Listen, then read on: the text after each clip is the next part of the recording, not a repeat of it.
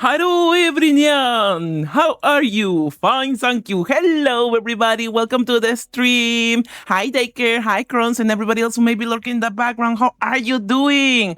I'm not gonna lie, a week without streaming, I already feel rusty. Like, come on man, I've been doing this for years. Hi, how y'all doing? Welcome, welcome. So yeah, I'm so sorry for the delay. I my dumbmaster result today was Wednesday. I was like, I even woke up somewhat early, quote unquote. I was like, oh yeah, I'm just gonna scroll a little bit and then I'm gonna continue my nap before I go to work. And I check, no, it's Thursday. Fuck. What the night shift does to a motherfucker. And I can't even skip the night shift even in game form. Like, come on, man. Hi, Shua. Let's get bored. No. Oh my god. Hey, no, that's not the game, I swear. But what do you mean? It's literally Wednesday. No! Damn, I can't believe I gotta shut down stream now. Otherwise, I'll be late for my very real life night shift, not in-game night shift. Oh boy. But yeah, how are y'all doing? Hope your weeks has been treating you nicely. BRB. My first I know you say you were not going to the bath. You didn't say you were going to the bathroom, but my first thought was like saying go peace day. Because like, you know, that's my first answer to whatever. Oh hi Narancha. Anyways, I know almost nothing to the game. Just a few things. The South Saker sent, and also hold on, my doggy is here. I cannot pay attention to you guys when she's asking me to pet her little head. She's so adorable. Everybody say hi to Narancha. That's my baby. Hey, mi gorda. Guapa, guapa. But yeah. I know there's like 3 routes. One of them is a clown. That's therefore I am wearing my jester costume today. I really need to update it. And a few content warnings. Oh. But yeah, it's pretty much something similar to whatever we had going on already with this like visual novels. Oh my god, I can't get to pick my pronouns. What's with a Dios, ¿qué pasó con ese gallo? What's with a high pitched voice all of the sudden? Booba, control yourself. I don't know. It just makes me really happy when the game gives me pronouns options. Kind of wish they could like sort of like diversify them a little bit. But you know what? I appreciate it. I'm not entirely sure if I should go with he, him, or they, them this time. Because like I went with they, them with the Freak Circus the first time, and I was like, sorry, my friend randomly called. It's okay, no worries. I hope your friend's okay. So yeah, I think I'm just gonna go with they, them. Your pronouns are they, them. No shit, Sherlock. I'm so angry at that one Omegaverse dating thing for being only femme. I can't believe they're force femming you, they care. Choose my body type. One got boobs and hips, and the other is a flat ass. Listen. This one, but give me the hips. Can I mix it? Pink color. Oh my god. Okay. You have a body type 1. Yeah. What's your name? I am Bubba. The whole point of Omegaverse is Emperor, not Femperor. Yeah, like what the hell? Unless it's the lady is the one getting the guy pregnant, then perhaps. Your name is Bubba. It says ominously. So true.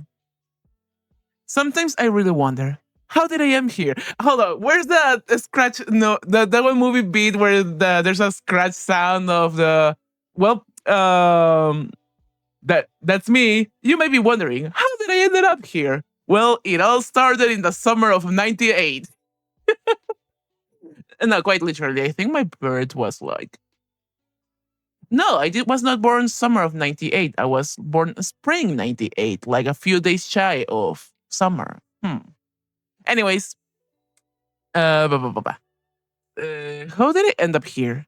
And that I dream of a career as a neurosurgeon or an astronaut. I actually did dream when I was a little kid. I wanted to be an astronaut so badly. Then I learned that you need to learn math for that, so the dream was quickly killed. But for crying out loud, working at a gas station? On the other hand, money is money. $20 is $20. Nobody gives you that. Also, hi, there's a dog in the jar across from us. How come a dog across your yard is not normal, daycare? Where did that dog even come from? I sent out resumes to every conceivable and inconceivable place, me for real, applying for every position where I could somehow use my degree in art. Oh my god! It is literally me for real. Fuck. Zero responses. I had to swallow my pride and find at least something. Human organism wanted? Dude, the job market really freaking sucks ass to the point that it's included in ARL to the point that even it sucks ass in the games. Can't believe this fucking shit. It is America, bro. I'm pretty sure dogs existed at some point in America. I mean, so in the United States, because America is a whole continent. Anyways, organisms' duties include selling food for mouth, silence and obedience, household tasks, being those who are more ancient, friendly team offers, new and old faces or friends of friends. That's probably meant to say that there are people that are friendly, but at the same time, I fear that someone's gonna like skin out my friend's face and they just show it to me while I'm working, and I'm like, you know what? That's very likely thing to happen in these kind of situations. Long and different life. Consumption of nourishment, juicy juices, trips to human places. Like what? The bathroom? That's the only thing I can think of. I found this nut stuck on the glass of the top of the bus stop. Okay. Food for mouth? Seriously? This guy got a style of his own. Oh my god. Apparently the manager is using a eccentric dude. Or is this their new marketing tactic to grab attention? Whatever. People often told me that I have my critics too. And that's even if they haven't seen my first. No way, the MC is canonically a furry. Okay, no.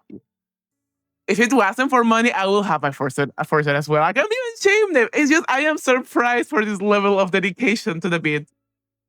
This is just yeah, he's just like me for real. They just are like me for real. We're using datem. I'm so sorry for misgendering of the game. Well, whatever. As long as he's not a complete jerk who hit on me or make me scrub the floors with a toothbrush. The all-seeing eye of tentacles. Hello? I didn't scream. I couldn't move. By the way, is audio okay? Please let me know. My brain feverishly tried to find any category for this in its database. Hallucination? Psychosis? Too many energy drinks? A typical middle manager? The monster from my nightmare stared, its tentacles crept closer to the counter. My god! The creature made a sound, not from a mouth. It had none. The sound emanated from deep within its bulk, hollow, profound, bone-shaking. Greetings, organism! I'm a Bob, an indescribable and terrifying consumer of worlds. But you, grain of sand, may call me Manager Bob. I love that the spooky music is still going on, even though, like, we have fucking Bob the Blob in front of us. No. This isn't real. I'm dreaming. I need to wake up. You will sell food for mouths and obey me, for I am ancient. Memorize the rules of this establishment, for my patience is as limited as the salary I offer you. The fucking all-seeing eye of the world is paying me minimum wage. Can't fucking believe this, guys. These eldritch horrors are broke as me. Rule number 1: you sell, no matter what. Chicken food for the mouth, gremlin fuel, noodles made from coarse souls, lottery tickets for extra limb ruffles, discount rod, ritual foil. Everything must be sold. He points directly at me with a creepy, slimy tentacle. Every miserable unit of currency brings me closer to my triumphant exit from this pitiful hole. I pinch myself, but didn't wake up. Rule number 2: be polite to customers. You guys are cursed to this voice for the rest of this time. This guy's dialogue is because I think it's funny. Be polite to customers. Ignore bald spots in Werewolf 4 and watch out for draft-wing ectoplasmatic energetic entities are in the store. Okay, ignore bald spots and watch out for drafts. Okay, cool. I'm pretty sure this is kind of like hints they're giving me from early in the game. I hope so, at least. What? But don't let them get too bold. Customers are just walking containers for currency, and they should only pay in monetary units. Payment in existential dread or hair of the dead is not accepted. Many of them come here just to chat because they are idle and purposeless organisms. Your task is to make them part with their currency anyway. It is also your duty to heal organisms if they are injured using special kits. If they die, they can give away currency. Write this down. There will be a test later. Oh my god. Werewolves, ectoplasmatic entities? And what the hell are you anyway? How back? Excuse me, sir. Dear sir, you seem to have mentioned werewolves and ectoplasm? Suddenly tremble with fear. Hold on, let me save. Kind of want to scream just because I think it'd be funny. But like, my fight or flight response will probably go with this one. It's like, yeah, I'm curious. Like, what the hell, man? What the hell? I'm kind of sad that you cannot date the werewolf. Like, Decker told me there is a werewolf here, but you can only pat him. And I'm like, come on, man. Are you telling the werewolf VTuber that he can smooch the werewolf character? Shake my head. My voice is as polite as possible. I managed to compress my primal screaming panic into a tight ball and shove it deep down. Hi, Simon. Werewolves. Werewolves. And that's not to mention that you yourself are a giant meatball with tentacles. Damn you. Wait, hold on. I think I misread this. Am I speaking or am I... Oh, no, yeah, I was speaking. I thought it was like kind of like a thought bubble.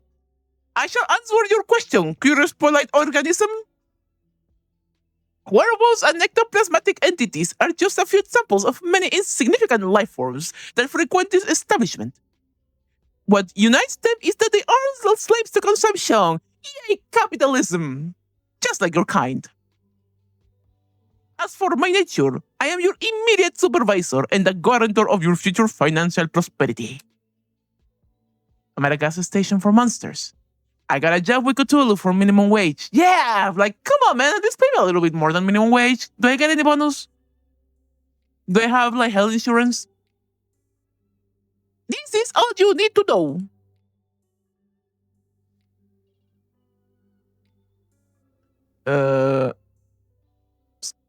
Save.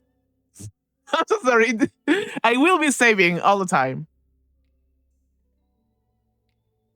Sorry, you're gonna smooch the werewolf. But okay, and what does have to be this being America that I am not allowed to smooch the werewolf?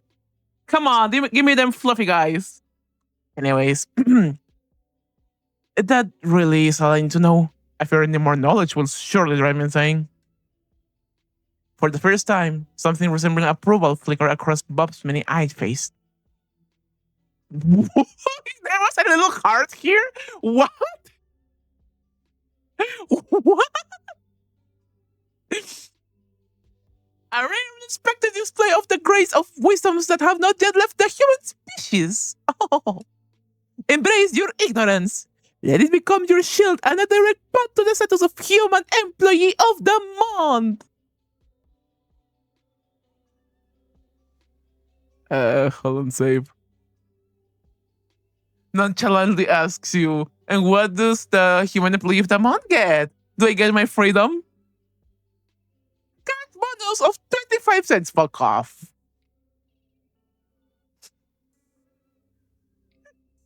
More fucking Walmart Cthulhu really is a terrible boss. Holy shit. I understand that you, human, are already extremely excited about this, but that's not all. You will also have access to the elite manager's restroom for one full work cycle. What? Wait, hold on. Do I get to go? Do I only get to go to the bathroom once? My whole shift? What? Am I reading this right? During its use, there is only a 7% chance that you will be transported to a dimension of endless pain, suffering, and unimaginable. What the fuck? 7% chance of like. Imagine having the worst diarrhea of your life and going to the bathroom just to be absorbed into a dimension where hellspawn just starts tormenting you, where you're trying to hold on your butt cheeks. I hate this. I hate this so much. Thank you, Bob.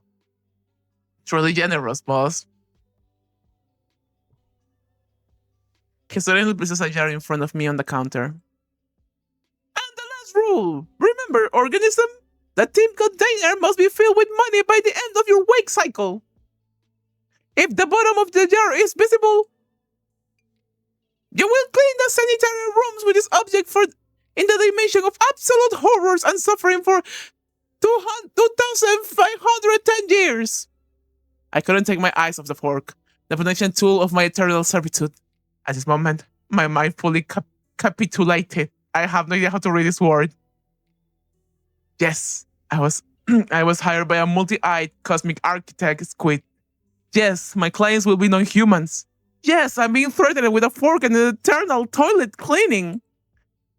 How could anyone clean anything with a fork? The same will happen if you even think of escaping before the end of your work contract. My ocular sensorium perceives the subtlest of matters. It will detect you in any corner of this pitiful planetary sphere. Damn. Crap, I'm stuck here. I'm in a trap. Do you understand, organism? I feel like this will send me immediately to the toilet, so let me save here. Hold up. 2,510. Why not 2,511? A organism! Do you dare to use sarcasm? You greatly overestimate your significance, single-brain creature. I warn you. Oh my god. One more joke like this, and the duration of your possible punishment will increase by another millennium, and one prong will disappear from the fork. Damn, it won't be a fork anymore. He gurgles indignantly for a while longer before finally concluding the briefing. Goodbye, organism. Good luck in your currency acquisition and button pressing.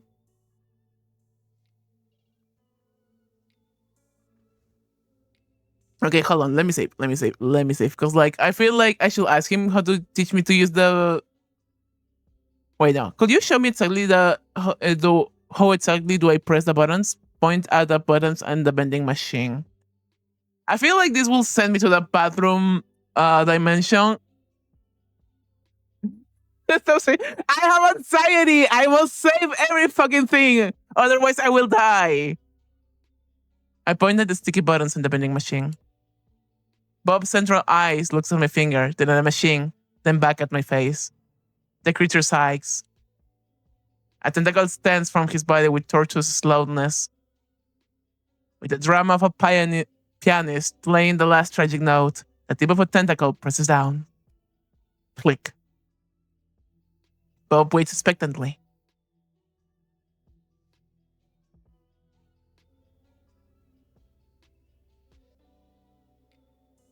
I didn't get it.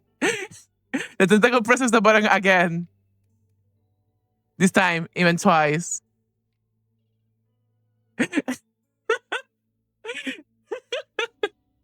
Okay. First day at the job, got a rage bait by boss. Didn't get it. It seems like he's about to have an aneurysm from rage, and that's despite not having a circulatory system. The button is pressed repeatedly, the clicks merging into a furious thundering rhythm of pure anger. It seems like he might explode at any moment now. If he explodes, can I leave my shift? Didn't get it. Outrageous creature! How do you intend to sell goods even the concept of a button is too complex for your understanding? My teaching method was perfect. I refuse to be at such an ethereal level of stupidity exists. You're mocking me, creature.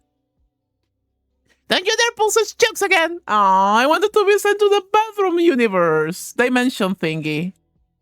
It takes him a moment to regain his composure. He mutters something almost inaudibly about "Fight me," it seems, or "Why this plant specifically?" This concludes the briefing. Remain as polite an organism as you are, and no more inappropriate jokes. But I am made of inappropriate jokes. Is this the fucking wait? I did not see this guy first. Hold on. Let me fucking zoom in. Fucking my guy from the Mandela catalog. Oh my god, he's here. Don Ramon del catálogo. Del catálogo Mandela. No puede ser, señores. He's here, and he has his photo tape on the wall. Is he lost? Is he lost, my dude? No. Does it mean that the Mandela catalog is canonical within the Don't Eat a Cashier universe? Or is it the other way around? I kind of feel it should be the other way around, but I'm not sure. He then turned around as a human would. His tentacles simply shift his entire mass in another direction with a soft gurgling sound, and he waddled across the linoleum.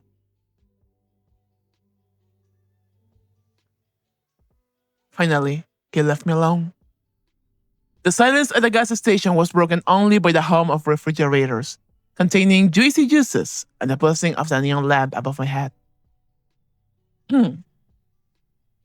I stood in the same spot, as if rooted to the ground. My breath returned to me in a sharp, uneven gasp. My hands were shaking. The tip jar, which I needed to fill to avoid ending up in a dimension of ancient horrors, still stood proudly on the counter. Damn, I thought the tips were going to be for me. Also, why is there a gnome here? Honks your nose. Okay, so what just happened? Option 1. I've gone insane. That's the most logical conclusion. Prolonged stress from job hunting, malnutrition, nerves, anxiety, a disrupted sleep schedule. My brain just malfunctioned. Sounds like something that will happen to me IRL as well.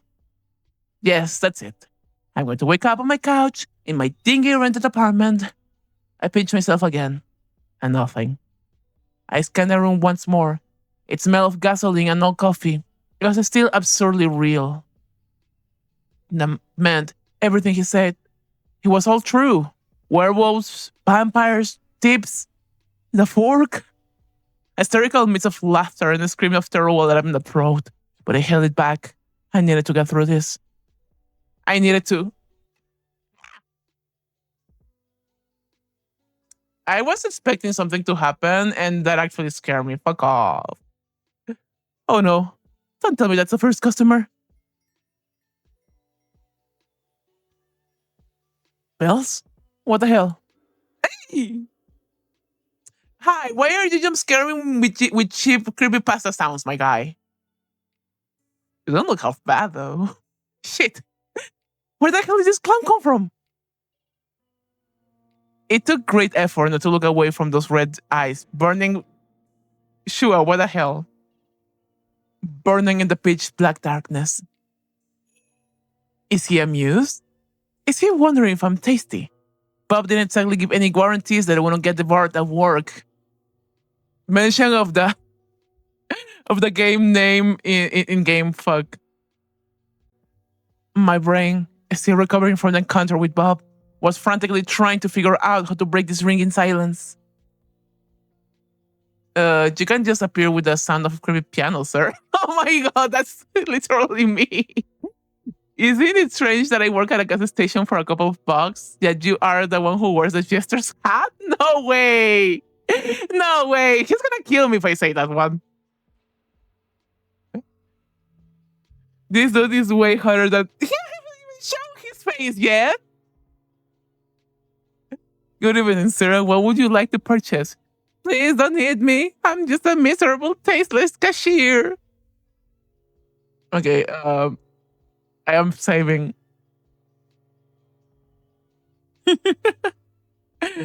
Beg for your life, trust me, okay?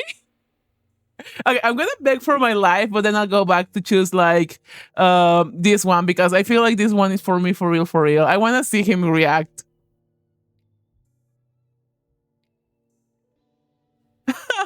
Oh my god! Oh my god, what the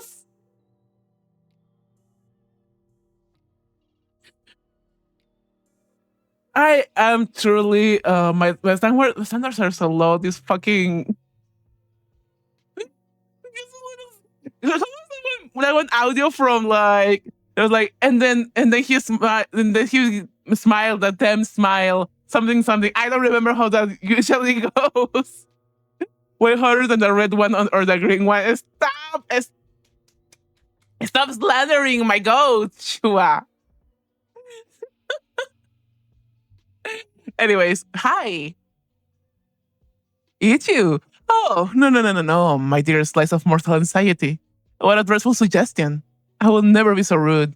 I'm merely a traveler here, not a predator.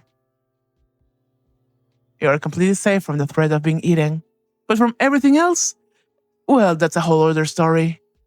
Wait, hold on. Actually, okay, I'm gonna go back with this one, but I really wanna see the other option. Hold on. Uh wait, load. Yeah. I wanna see what happens if I choose the first one. Oh, I got a little heart! I got a little heart! Does this mean I'm getting oh yeah! I'm getting points with the clown! Yeah! Oh wow. I'm glad people are enjoying the freak by emote. Like, what the hell? My deepest apologies. I didn't mean to frighten you, my dear friend. Damn, he cute. You're right. There was far too much drama in that entrance. What would you prefer for my minute's appearance? Triumphant fanfare and a cheering crowd? Or perhaps just enough accompaniment from the voices in your own head? Tell me. Will the voices in my head be able to buy this? Thoughtfully look at the nearest counter. Discount rat? Have you tried using that door? Point at the door, the thing? Honestly, I have no ideas. Can we proceed to the purchasing of goods? Hold on. This one. Excellent question. Oh, I keep winning. Hi, Mango. I keep winning. I'm so sorry. I'm just very excited to. I don't know what it says about me that I get so excited about picking the right choices in a game. Something, childhood trauma or whatever. Excellent question. The answer is complicated. Reginald, a man with a heart of gold, insists on full price for everything to support the common folk. But Bartholomew, the loudmouth, is a notorious thief. Once he stole a whole watermelon under the guise of a beer belly. And the third one, whose name is too scary to even mention, who will rather just get drunk like a pig and pass out in the bathroom. And I'm afraid he won't leave just empty bottles behind. Is he gonna leave his poop as well? Kinda feels like it. How lovely of him to remind me that I'm also supposed to clean up here. I dread to imagine what they leave behind. Not just new mental scars, I'm sure. My god, another crazy person with a strange way of speaking. And it seems he's in the mood for a chat. So, what is a beautiful, charming soul like you doing in such a dreadful, dirty island of misfortune? Or rather, what is a place like this doing with such a charming soul as you? Towards my hair. Damn, my standards are truly low. Oh, wait, where are my manners? I suppose I must introduce myself. I have many names, most of which are not fit to be spoken in the company of a lovely noble soul. And the nicest I've heard is the Mad King, a title I plan to pass from to myself. Well, a title I plan to pass from me to myself for the coming centuries. I cannot read, Jesus Christ. However, my mortal mother named me Dayran. Oh, hi, Dayran. I like your name. Now, may I have your hand? In marriage? Aren't we moving a little too fast? Like, invite me to dinner first, my guy. Sorry, my mother told me not to offer my hand to strangers or any other parts of me. Oh, your highness. Yeah. He burst into genuine booming laughter. Your mother was truly a wise woman. She is. Even though she can be a little bit dumb sometimes. I love my mom. A masterful stroke of self-preservation. I haven't been reviewed so delightfully in, well, at least a century. Others prefer to use enchanted swords and pitchforks. They forget that words can wound too. Perhaps I can still melt your heart. I have an eternity for that, literally. May I know your name? Oh, we're playing along with him. I like to play along with him. Hold on.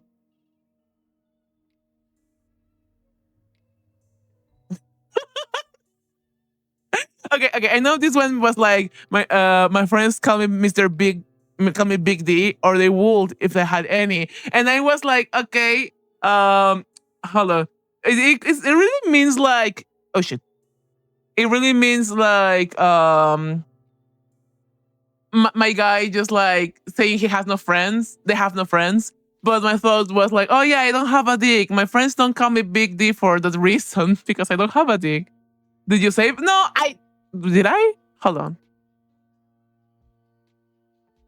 Shit, I save all the way back here. God damn it. I'm gonna save here. Okay, I refuse to reveal my true name. Demons always do terrible things with them. My name is Boba, sir. My name is Boba. I'm also a monarch. The monarch of the gas station. Which one should I pick? Which one should I pick? Which one should I pick?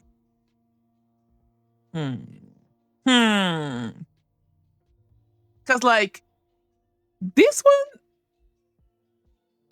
it almost feels like something that actually, yeah, you don't give your name to the Fae and demons just like that.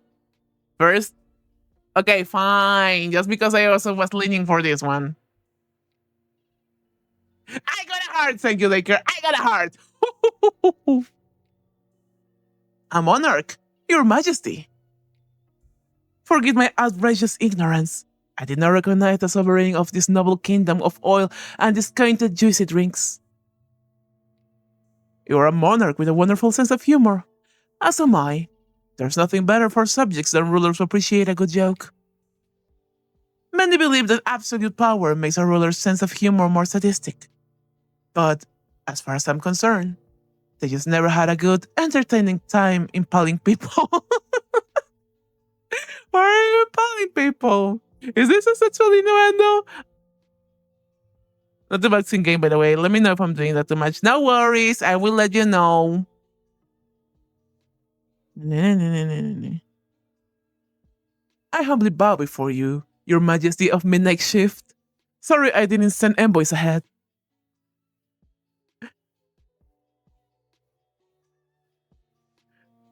I wish to vassalize you. What does vassalize mean? Hold on, let me Google this one. Vassalize, meaning. Do not give me AI generated bullshit. To make a vassal of. Bring into a condition of subordination to someone or something. Oh, I think that one will get me killed, so no. We're gonna keep just playing around.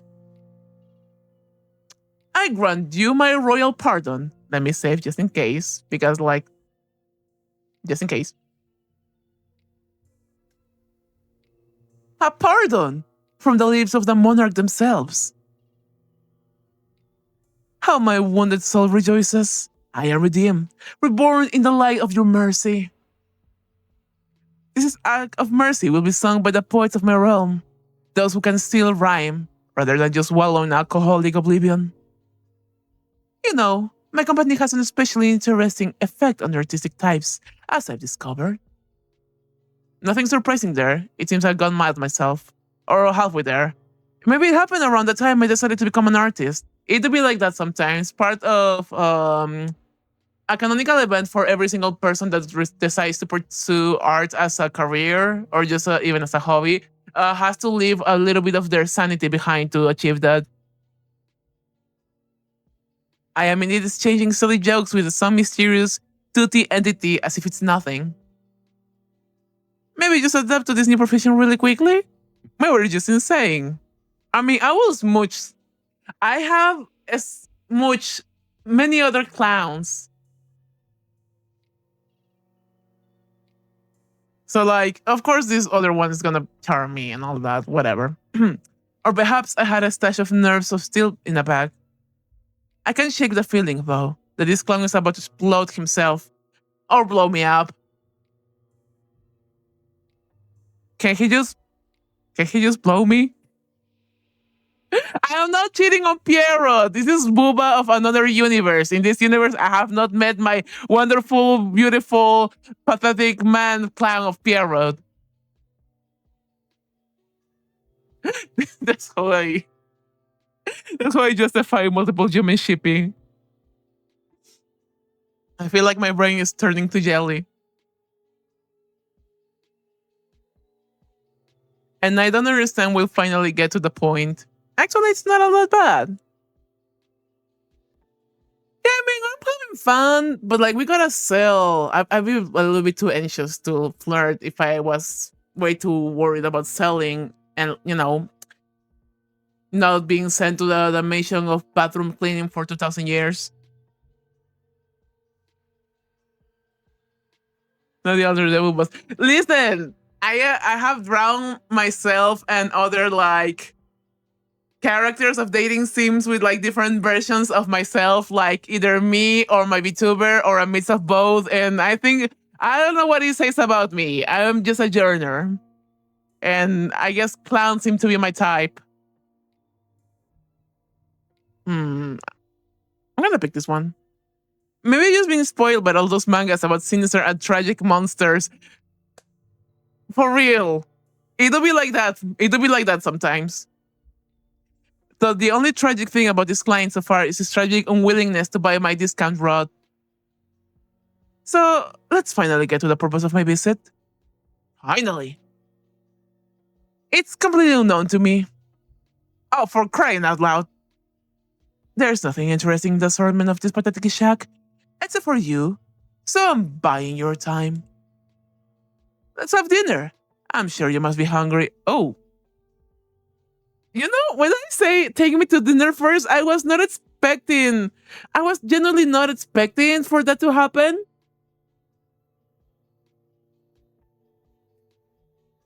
I am having thoughts. Oh, wait, hold on. I'm sure you must be hungry. Yeah, I am. Oh, no. Allow me to create a more pleasant atmosphere for us. I'm shivering from a gust of icy wind. He just teleported half of my gas station to a radioactive dump. Or a radioactive dump to my gas station. Well, shit, man. And the jar is gone! My freaking jar! Looks like my rental apartment, but it seems to smell less now. What a wonderful place for dinner. Radioactive cockroaches on the menu. Put it back! Put it back! Fuck. Like, listen, when I'm like playing these games, my first thought is always choose what I believe I will say IRL. Like, there's joy and whimsy on those things as well, but like, I believe this will like set me back if I were to try to date him because like, yeah, I need my jar. I'm working hours, my guy. But like, I have to punch the clock out after this shift, and I need to get money. Like, I do not wish to be sent to that bathroom dimension for 2,000 years. But at the same time, I'm like, so radioactive cockroaches? Radioactive dump is what we call Booba's back end. What do you? My bump is not radioactive? It's perfectly like, it does not emit any sort of radiation. What the hell? Decisions. Okay, I have saved, so I'm gonna pick the first one to see what it leads to. And if I don't quite like it, I'm just gonna go back for this one. You really don't like change, do you? But life is ever changing. Life is not a stone, my dear. Life is water. Oh, praise the goat mother. Oh, damn. But since you don't like this current, so be it. Let me find out something less populated with mutants. I can go along with familiar landscapes. Already ruined lands make me melancholic because all of the fun has happened without me. Disgusting. Allow me.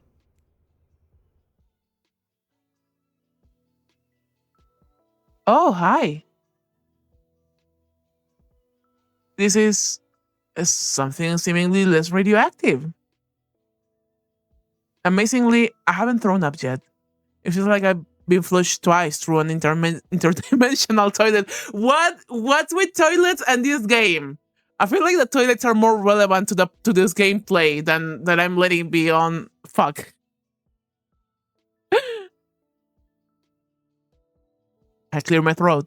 Hold on. Seems like I'm sitting at a table. Oh, hi. Much better, wouldn't you agree? Can be better. Why? I keep looking at this frog. Why do you have a nose?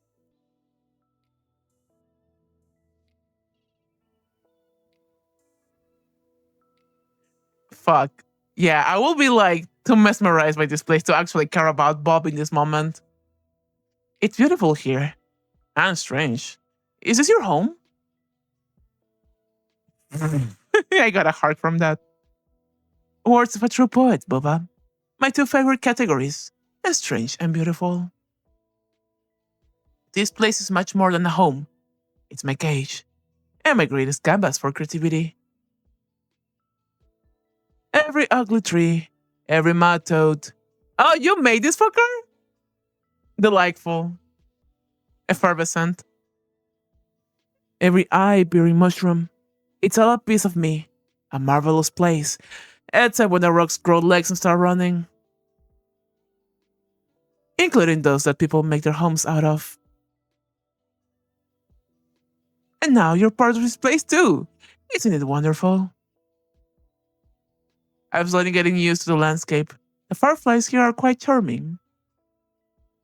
But it'd be better without the frog with human face. What? No. The frog with human face, it gives a certain je ne sais quoi to the place. Keep the frog with the face. I love him. The frog notices me too. It lets out a sad croak and then looks at me with an expression of deep existential despair. Saying nothing about the frog with a human face. But the frog with a human face. Who is that?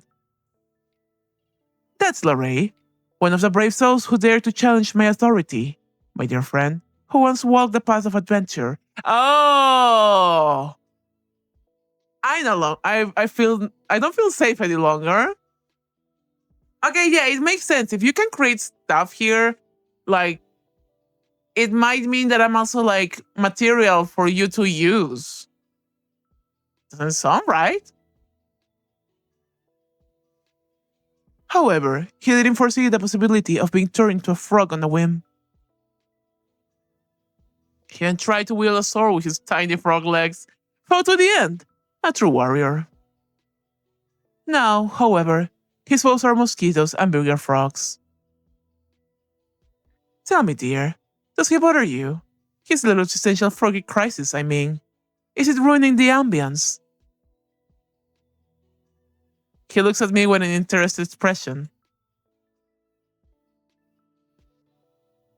Hold on, I don't want to make a decision yet. What exactly did Lorray do? Please integrate him.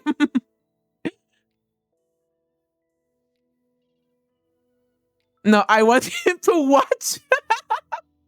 That's insane. That sounds insane. Hello, I actually don't want to save here.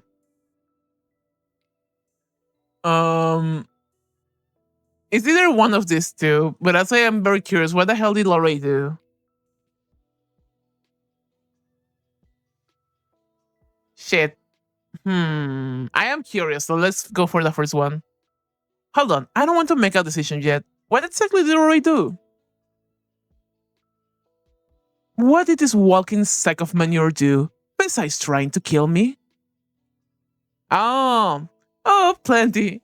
He's on a sword blazing with a righteous fury, or some such nonsense.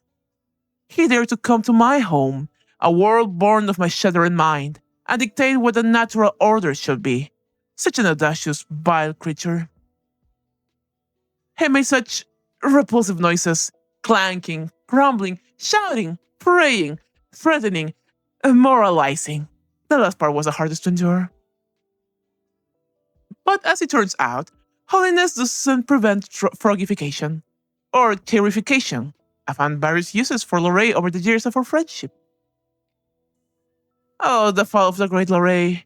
The funniest Tuesday of this century. A Tuesday filled with pomp, irony, and croaking. I like the way he speaks. He's charming. Maybe you could break the spell? Perhaps he's learned his lesson.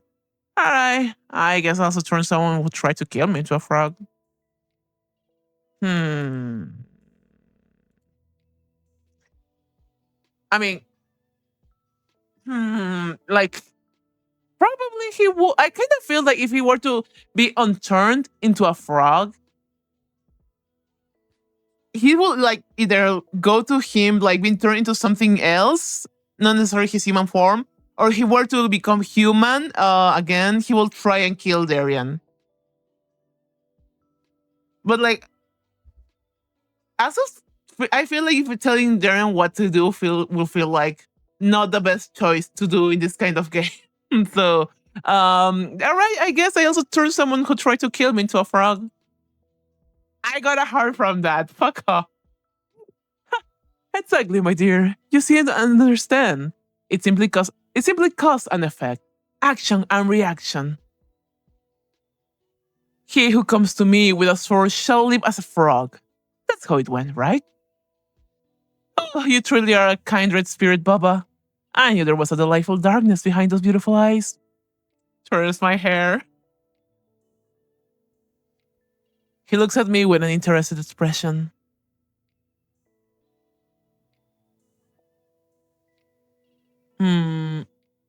Okay, hold on.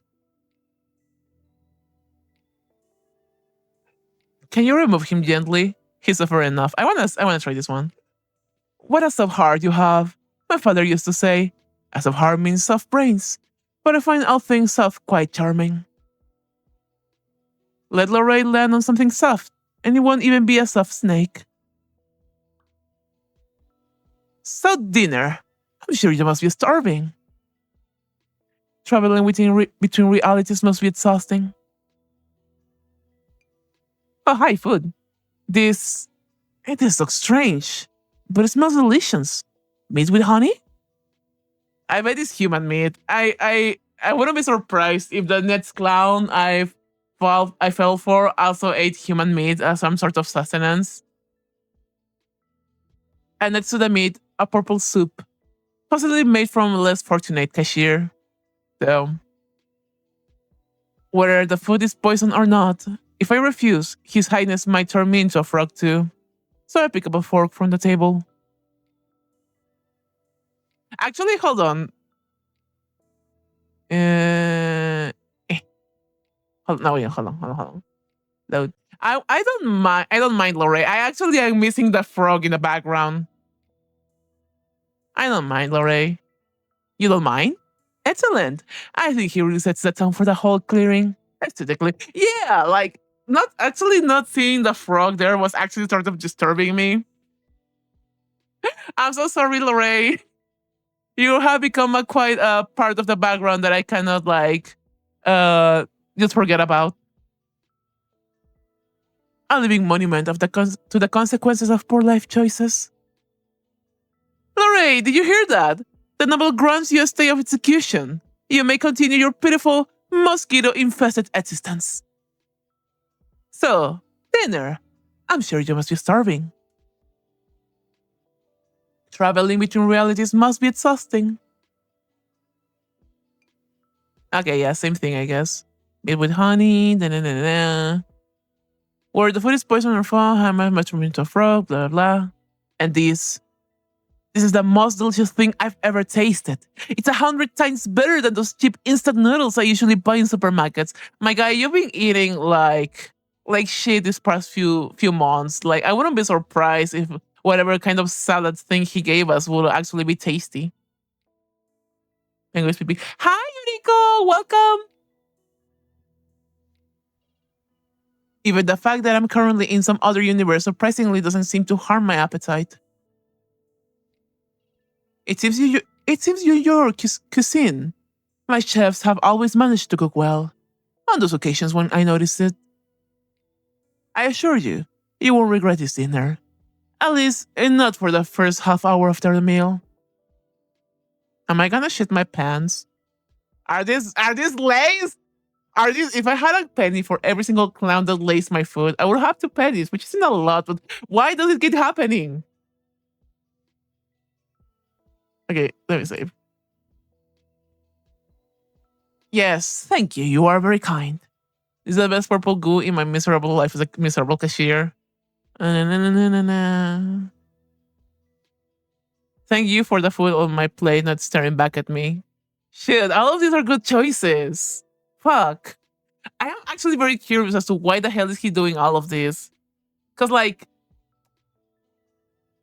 I don't know. It feels tricky. It feels like he's, like, sweetening me up for something, but I'm not entirely sure. He might eat me? I feel like he might want to eat me, even though the name of the game is Do Not Eat the Cashier.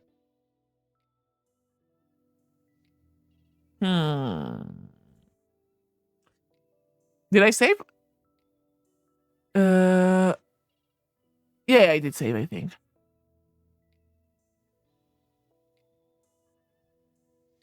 I remember I once had a dream where someone laced my food with tuna syrup and got pregnant. Did you end up delivering the baby in your dream? And how did it look like? Was it like a tuna baby? Anyways, oh, the last 3 options are so good. Okay, let me pick this one. Purple goo. I have to tell the head chef you call it that. He called it broth of vicious stars and deceit. But I think your description is more honest. And don't be too quick to call your life miserable. Until now, it was just a prologue. But now, the first act begins. I pocket the food with my fork and watch the peculiar scenery from the corner of my eye. A silence hangs between us and maybe even be called cozy. Were I under heavy narcotics? Am I under heavy narcotics? Wait, hold on. I wanna check the other options. Thank you for the food on my plate. Not looking back at. Oh, that one got me a heart. That one got me a heart. Fuck. Hold on. I'm gonna go back to this one, but I wanna see this one first. Oh, this one also got me a heart. Why? What a delightful pointless question. Even my own standards. I do it because I can. I do it because alternative is crushing. Gray, predictable boredom. Boredom.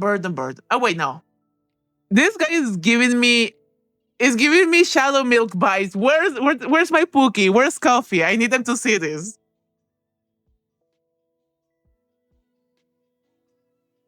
I brought you here, Baba, because for the first time in a very, very long time, you are not boring. What? Because you fear me less than my subjects do. And you can hold a meaningful, albeit questionable, conversation, unlike my subjects. Believe me, when your interlocutor's mind is sturdy as wet paper, all the joy of conversation quickly evaporates. So shiny, so strong. Wait, no, it wasn't so spicy. No, not shiny. So spicy, so strong. Silly Vanilla, can you give me some of the healing mojo you have going on? God, I love Shadow Milk Cookie. He's so stupid. Nah. Maybe it's because you keep turning them into animals? That's exactly what I mean, my dear. What an amazing, insightful observation. You are a thorn in my sinful sight. However, it's only a punishment for the most audacious one. A ruler, but god and monster. But no one ever wants to see the other side. And that's truly a pity. What if it's as good what if it's as good as the first sight? Or conversely, terrifying. It'll be so exciting to find out. I poke at the food with a fork and watch the peculiar scenery from the corner of my eye. A ceiling hangs between us. Oh yeah, same thing as before. I kinda wanna go with the eye one.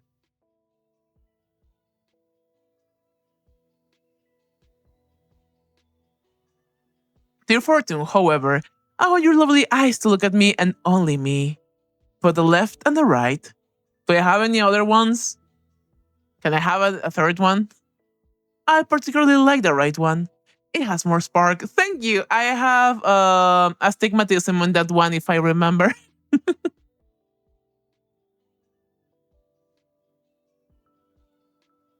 uh Okay, yeah, we're gonna ask him his favorite animal now because we need to fill this with some. With I want to know him better. Tell me your favorite animal. Is it frogs? Glad you asked. It's right here on our plate. Just kidding. But I don't need some time to think. Let's see. The raging flea has its own charms. Very disgusting ones. Carnivorous butterflies are beautiful, but they're dumb and noisy. And as we know, only what's empty inside makes noise. Or what's in my head. It's always raining. I think it's a dog. Well, there's a comment I can say here about me like a canine, but I am not gonna say it. It loves its owner with all its heart, whether they're a saint or a serial killer, and doesn't notice the difference. It lives in a constant, joyful state of blissful ignorance and misplaced enthusiasm. That's true. A creature that finds endless joy in the utterly meaningless. It's it's truly inspiring. Dogs are the jesters of the animal world, and I adore them for it. Especially the small, wrinkly ones. Aw, they're so cute. Do you like bugs? I have a feeling he might like bugs. And what about you? Shit, I also like dogs, but I also really love cats. No, do not spray me now. Listen, don't try to silence my truth. Hmm. I do like wolves because like, I think wolves are cool, but I also really like parrots. But watch, I'll keep it a secret. A secret from me. How wonderfully teasing. A little luck bots in your mind, and you won't give me the key. Well, keep it. I won't pick. It'll make the guessing game more interesting. I return to my meal, and just as I chew another bite, I hear His Highness's voices. Voice, not voices. By the way, how does the meat taste? Is it? I knew it! I knew it! I fucking knew it, bitch! Why do all of the clowns that I found for eat humans? Does Jester from like Trap with Jester also eat humans? I believe he might eat humans. If I had a nickel for every single clown that I fell for in my life, I have 3 nickels. Which isn't a lot, but like, why the hell? Why the hell does this keep happening? What's with people and man eating clowns? Hi, mama. I woke up my cat. Fuck off, Darian. You woke up mama. Hold on, let me go get her food before we continue with this interesting plotline.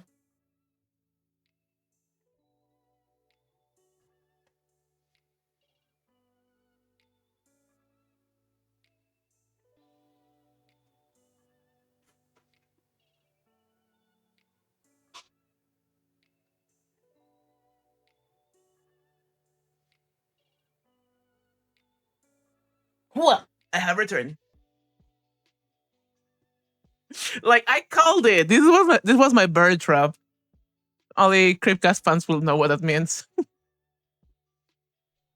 My fork freezes halfway.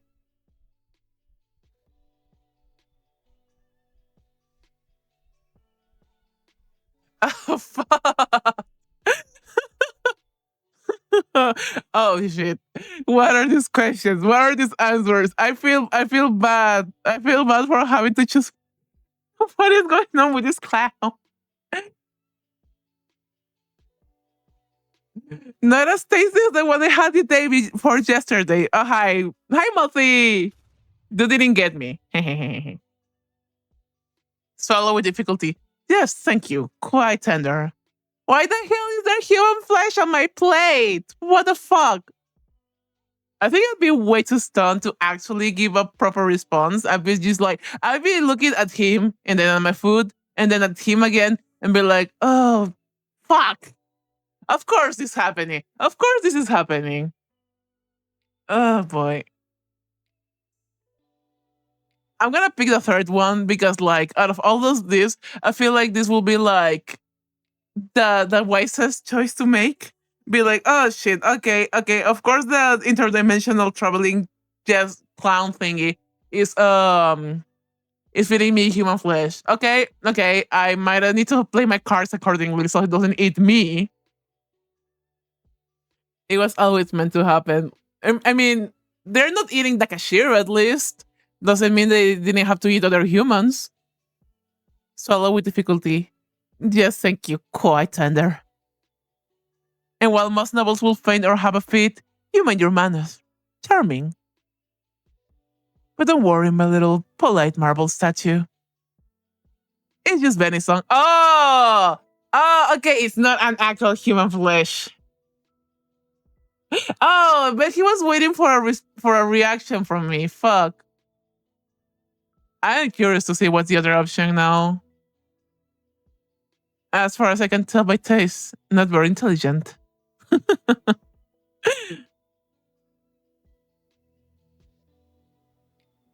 Hold on, I want to see if I pick the other one. Where the hell is human flesh on my plate? Bravo! Righteous anger is a wonderful seasoning for any dinner. Calm down, my beautiful fiery tempest. It's just a little joke. Oh, okay, fine. It's venison. Yeah. I'm gonna just go with my first choice. Hi, Mama. What you up to? Hold on, let me put on your blanket here. No, don't touch the keyboard. Don't touch the keyboard. Hey, guarda. Acá. No. Aquí es mi cama. No, es mi. En tu camita. No, en tu cama. Es acá. Echa mi guarda. Echa acá. No, not on my tablet. Girl, you're gonna be here. Stay here. Not on my stuff, baby girl. Gorda. Okay, no. Okay. Let me disconnect my graphic tablet at least. Okay, thank you. Everybody say hi to Mama. She's spending time with us.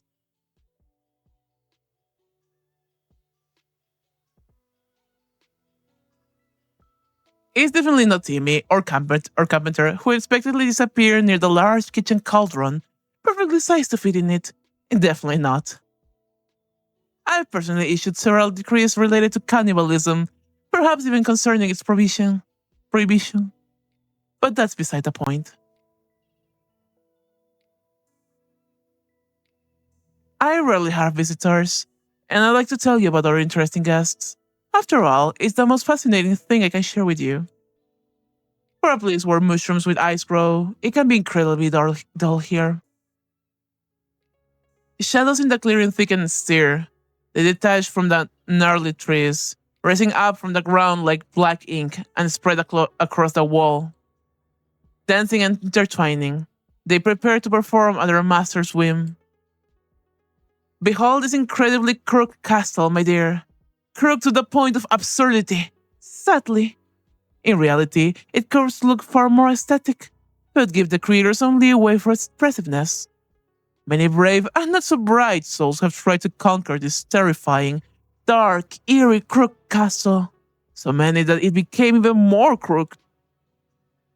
You see, the dreadful monster living there never liked being distracted from its important duties. Hi, Redman! Welcome!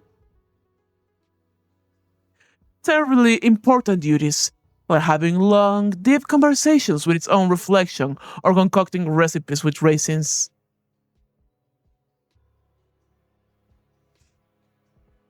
Yeah, hold on. Yeah, I'm gonna just keep saving. Fuck. So far, the scariest thing in this story is the presence of raisins. Yes, you do understand. There are a real horror, aren't they? Tiny, shrivelly bits of deception. They pretend to be sweet, but they are just made to ruin. They ruin lovely cookies, ruin family photos. They have no place in civilized society. Oh, how I understand them. The monster was a tyrant, a menace. He showed chaos and disorder, mostly on purpose. He had countless opportunities for creativity and wasn't afraid to use them. He made some people believe they were pigeons and others that they were grains. He wouldn't allow his best servants to have windows, fearing that the moon and both suns will get envious and want to take them away. And he demanded they seal the gaps in the doors well. He locked wizards who came to him for magical gifts in a giant laboratory and promised them power if they invented a kettle that could boil everything except water. I am actually curious about this. Did they actually invent a kettle? Hold on. Invent it? Oh, they did much more. After 11 years of failed prototypes, a few explosions, and chemical runnings away on their own legs. Damn, they succeeded. The kettle could boil even bright memories, but the water will instantly freeze, explode, and fight for divorce. Damn. I immediately rewarded them with a new invention idea. A cup with a sealed top, and without a bottom. Let's see how they handle that. But I digress. But behold, a real life in the Dark Kingdom. The first hero, Sir Lorray the Righteous, in all his clanging, self-important glory. Oh, I used to start playing Needy Streamer Overload. She's so, oh my god.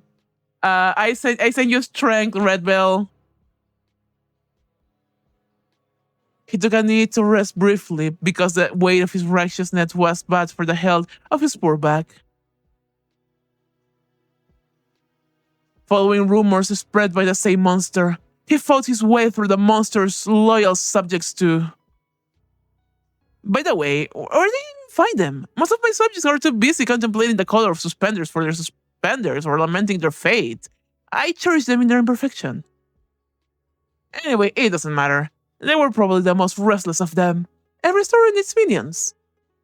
In any case, our hero descended into the Grotto of Despair. The Grotto of Tentacles? Imagine the most sinister name you can conjure. The Grotto of Job Applications. The Grotto of my parents' disappointment in me. The Grotto of Kidney Stones. The Grotto of Despair sounds about right. The Grotto of my parents' disappointment in me. Oh, but if they could see you now, you're a royal audience. They will be proud of you. And no, actually, they wouldn't be proud of you if they got to know me better. But in that case, it's good too. You won't be alone under the weight of their disappointment. You will also be... They'll also be disappointed in you. But let's not get sidetracked. I cannot read English today. Into the growth of your parents' disappointment in you. Wait, no, that's way too long to read. Let me go back. The dreadful, imperfect human body. The worst affliction is having them in your kidneys. What a joy that now I can choose how many I have. What? I prefer a negative number. That's fair. But let's not get sidetracked. In the growth of kidney stones, our hero descended to retrieve an artifact capable of defeating the Monster King. The Ring of Incredible Power. A bit shoddily crafted, but I assure you, it looks more aesthetic in real life. It looks more aesthetic? What does that even mean? However, the brave knight didn't know that the incredible power of the ring lay in its 440. I don't know how to read this acronym. Wait. That was its only magical property. The only incredible thing about this ring was its incredible stupidity and uselessness. The realization that he had spent weeks of his life on a divinely heavy paperweight and the sudden crushing thought that he should have become a baker instead of a hero just to get some sleep. Well, it broke his poor noble mind. And not that his mind was ever intended for serious burdens. No, the knight! Yes, to hell with you, knight. Not meaningfully, waiting for him to continue.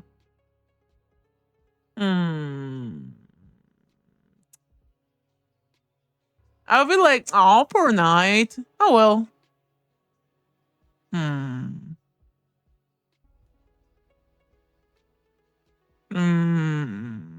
No, the knight. Ah, of course.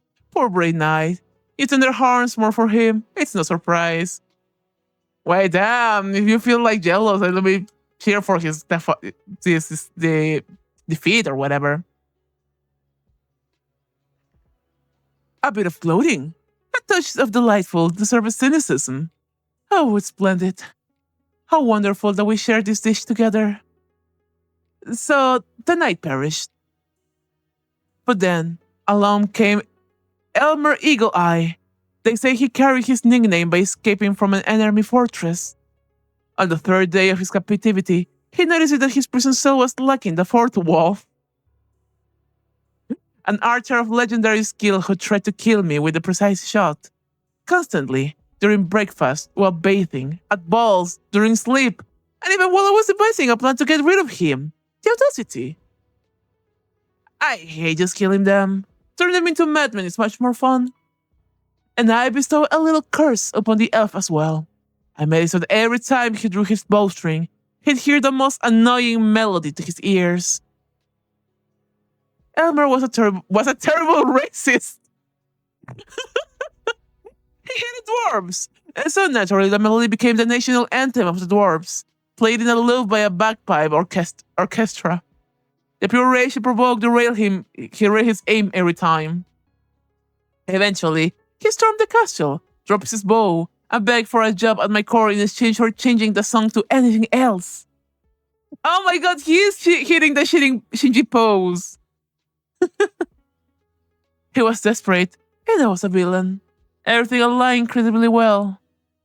Now he's my royal huntsman. The dwarf match is replaced with a lively elven sea shanty. And let no one dare accuse me of being callous and heartless. Now he has a salary, good food, clothing, entertainment, and a full guarantee of non-dismemberment. Everything I could dream of a job place, you know? Not being dismembered.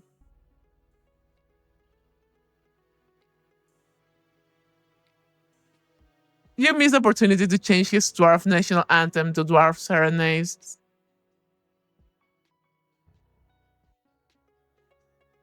Baba, where were you before? Horse oaths and comparisons to long stalactites, and this rhyme verse about the shine of a beloved bird. It's a refined, devilish thing. Why didn't I think of it myself? To torment a man not with sounds of war and patriotism, but with the clumsy, heartfelt caterwauling of a species he despises, turning a love song into an instrument of pure, hair-wrenching agony. Brilliant! I mean, maybe he will, if he stopped being racist, he wouldn't, like, appreciate the music. I don't know. Like, on racism him, like, by the power of lovely dwarf music, I guess. Well, I'll steal your idea for the future. If he does something else that you don't like, you can keep the idea to use. And finally, the witch. In a classic giant hat, under which you could easily fit another witch. She tried a different approach, seduction. She attempted to charm me, to gain my trust, to become my spouse. A fatal miscalculation. She didn't consider the fact that I never trusted big hats, or people, especially when both came hand in hand. And those who wear suspenders and a belt at the same time, a person who doesn't even trust their own pants certainly doesn't earn the trust of His Highness. I love him. I love his dialogue. I never know what's to come. And then again, I don't trust his kindness either. I don't trust myself, especially the left side of my brain, especially on Thursdays. I mean, did he turn Lorraine to a frog on a Thursday? But back to hats. Hats don't evoke any particular feelings in me. I actually like big hats.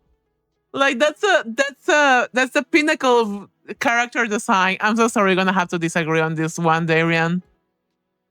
I adore big hats. Oh dear, don't even think of wearing them around me. At best, I'll turn into a smaller hat. And that's if I'm in a good mood. At worst, badgers. Lots of very angry badgers. Meanwhile, the witch was quite overt in her murderous intentions, tingling with all her concealed weapons. Actually, hold on, I want to see how about this answer. No love, no hate, not even mild annoyance.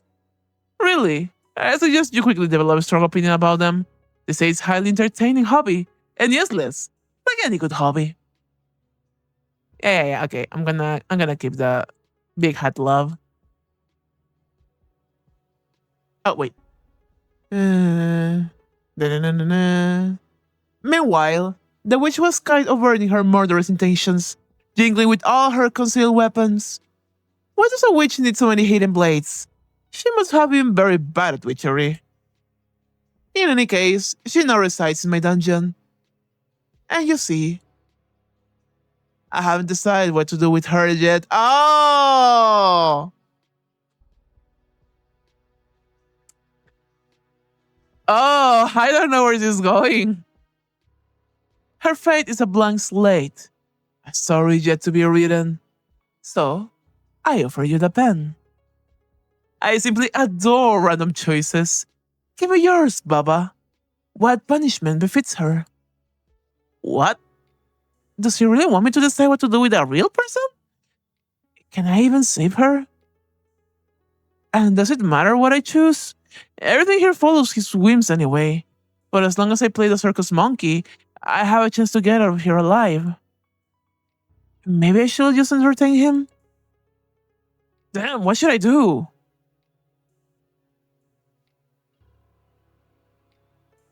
I think the crazy thing will be that to spare her. No one will expect that. Turn her into a hat, a small one.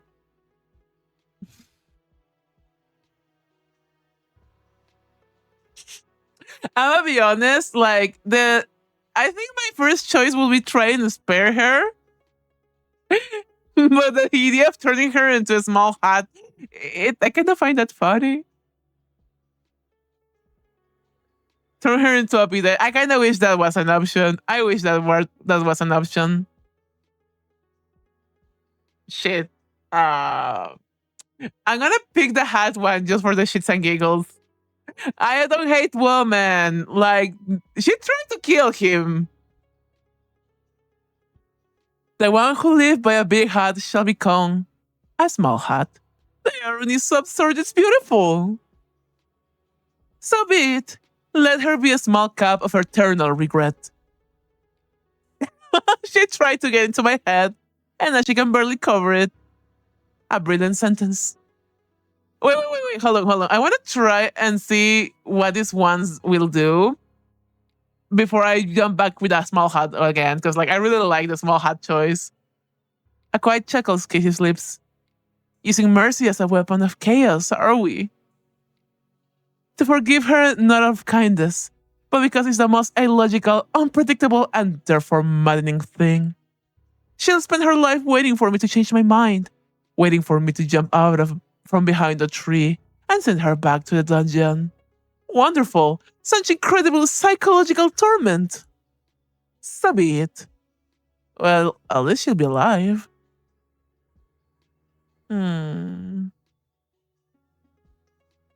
Actually, let me go back to the hat. I love the hat. I love the hat idea. She's gonna be a hat. I'm so sorry. I don't hate women. I just love tiny hats. Something's missing from this tale. You never told me about the monster itself. Dear, Who cares about these monsters anyway? I do. If monsters are the mock, then I'm the pig, you see? How eloquent. Alright. I must admit, this will be my first performance like this. The Iran sounds a bit bewildered, it seems. Allow me to. Sorry, I have something in my throat. Allow me to just toss my mind up and see how it lands.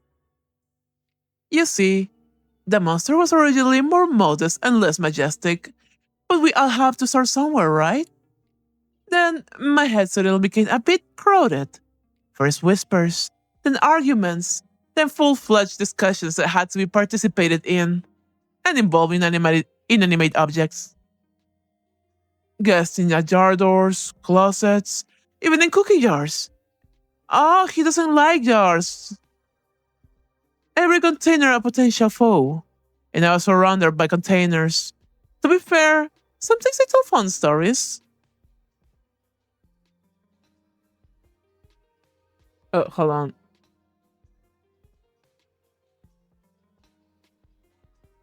I look here in the middle of the game and what? Who are we pissing over? We are not pissing over anyone. It was just a guy hitting the Shinji pose. It kind of looks like he was fighting for his life on the toilet. But why was I afflicted with this curse? Pondering it drives me mad. Even more so. It seems the question is meant for me. Were you curious for arrogance, greed? Did you touch a cursed artifact? Maybe some ring of yours? Does your family have anything in common with the Habsburgs? I have no idea what this one is, so let me just save.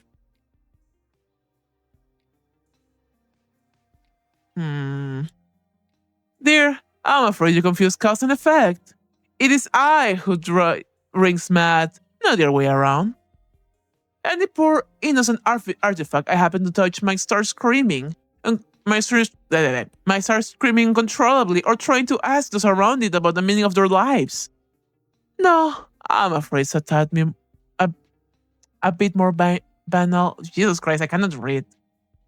It's all about rotten blood. To pure, I beg your pardon. My great grandfather issued a decree forbidding death from all age, and a distant aunt believed a colony of sentient mold was living in her walls, claiming her inheritance. But I always thought that I would be spared his fate.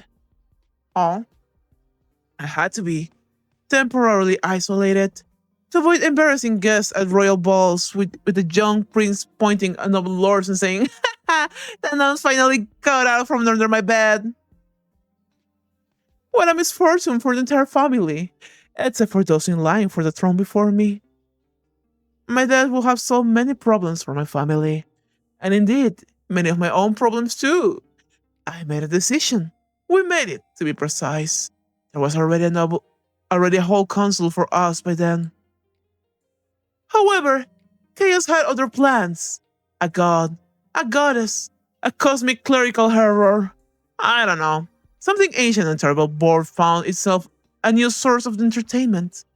It offered me a throne, my own corner of reality to rule, where the fragments of my mind will become the laws of the land. No more restrictions, or pants for my subjects if I wished. Damn. My subjects, at first, they disagreed, but then they came to terms, or their minds changed to fit the new realities. And here I am. A dramatic silence ensues. Perhaps I am the first being to hear this story in the centuries of its existence. I must choose my next words carefully. Will you give me a tip? I really sympathize with you and not your multiple personalities. Hold on, let me save here. I don't know if I know about pluralism to make a comment here, but I support you, bestie. So you're still in a cage? It must be rather lonely here. Shake your head.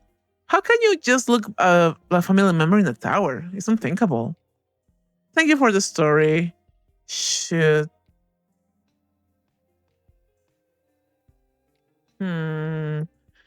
Which one should I choose? Mostly because I don't think I'll be able to say something in this outside of Thank you for like telling me about this vulnerable side of you, Pookie Bear. Hmm. Let me pick the second one. Oh, don't waste your sympathy on me or them. Many of them are awful people, though some are quite decent. And not you, Jerome. You're the worst. A crook hole in the pie. But that's like feeling sorry for an earthquake. Anyway, or raising food prices. True. Okay, hold on. Actually, let me pick another one. I want to see what will he do if I ask him for a tip. There are laughs. Of course. And it won't even be someone's innards. It will love those crisp paper dollars. Ah, I love the sound of things crunching. But again, no innards. Oh, wait, no, no, no. Put me back, put me back. I don't want this to be over yet. Uh, Let me think of this one. Yeah. Very easily, my dear. A royal legacy is a delicate crystalline sculpture, and there was a crack in its foundation, in the shape of an indecent male organ. No wonder they covered me with a napkin. Do you really sympathize with someone who dragged you into his dimension to tell silly stories and feed you purple goo? People never cease to amaze me. Do I touch his hand? We're hitting second base, baby! Let me touch his hand with my grubby paws. Following a strange impulse, I reach out to his hands resting on the table. His gaze slowly follows my movement, lowering to our hands. This time, no commentary. Instead, his thumbs begins to trace patterns on the back of my hand with surprising tenderness. Is he blushing? He's blushing. Oh my god! The shadows finally dissolve into nothingness. Oh, hi, Mama. Can you like not get on the on front of my screen? I'm trying to seduce a gesture. Girl, not on my tablet. The shadows finally dissolve into nothingness. I just turned a living being into a hat, or rather, became the catalyst for it. I wonder what kind of nightmares are warranted in such a case. I'm afraid royal duties await me. Our time is up. I shall send you back, Baba. I rise from the chair. Oh! And suddenly I feel him press against my back. One of his hands gripped me just above the crook of my elbow, while the other gently rests under my chin, tilting my head back until my ear is just a couple of centimeters, Mama, get off the screen, from his lips. Okay, Echa, hold on. I'm sorry, Mama is currently cock blocking me.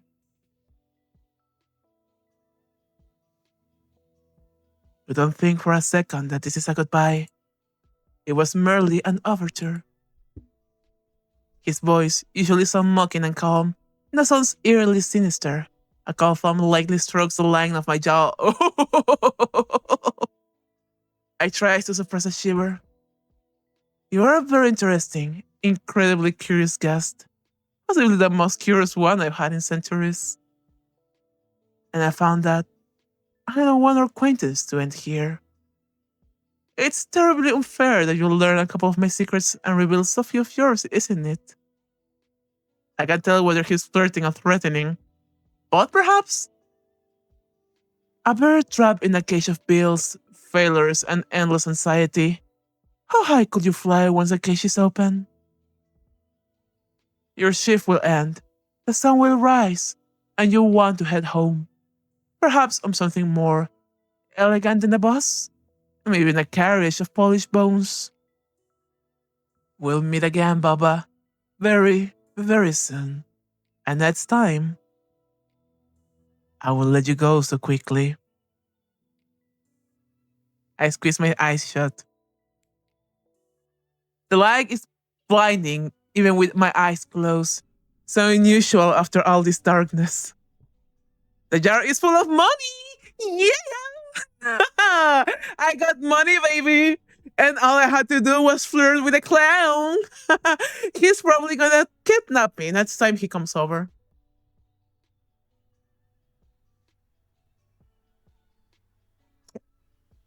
I don't know how to feel about this. Hi, Bob! Greetings! Hold on, what's that voice I was doing for him? Greetings, organism! How is your work progressing? I see the first transaction was successful. Acceptable.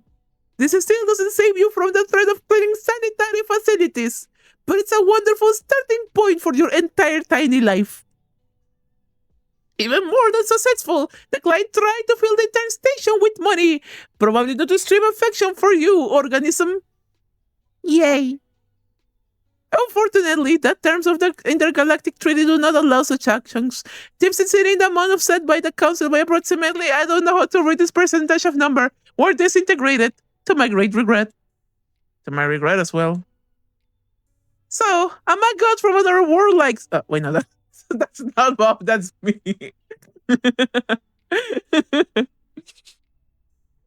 So, a mad god from another world likes me. In some sense, that's possibly worse than not being liked at all. The very first client sent me to another dimension and nearly turned me into a cash register. Okay, hello. Work is going great, sir. Excellent. Maintain this level of productivity. You may be rewarded with an additional 5-minute feeding break for if you can find food. Rejoice in my generosity. They kind of sound like Mickey Mouse, but like if he was even more evil. Continue working. I am experiencing a positive emotional reaction. I am proud of you, and I will be even prouder if you acquire even. Hey, Mama, can you not get on the screen? If you acquire even more currency. Your tactic of adjusting carefree optimism is clearly paying off. Goodbye, Mr. Manager. Your tentacles shine particularly beautiful at this time of day. Okay, yeah. Let me compliment his tentacles. Your comment regarding the shame of my appendages is noted, organism. The secret is a meticulous regime of polishing them with boy bib okay slime. Goodbye. He slaps across the floor to his office. Oh shit. Wait, Mama, no! Get off the table. To the floor with you. Okay. As soon as Bob's rhythmic wet slaps fade away, a deep silence descends on the station. One moment, I'm in a surreal forest, dining on purple goo with a mad god. A god who liked me so much that he offered me a ride back to his world in a carriage made of bones. The next moment, I'm being praised by a multi-eyed tentacle monster. Maybe these jars... Why did I refer that as jars? Maybe these are all just in my deathbed hallucinations.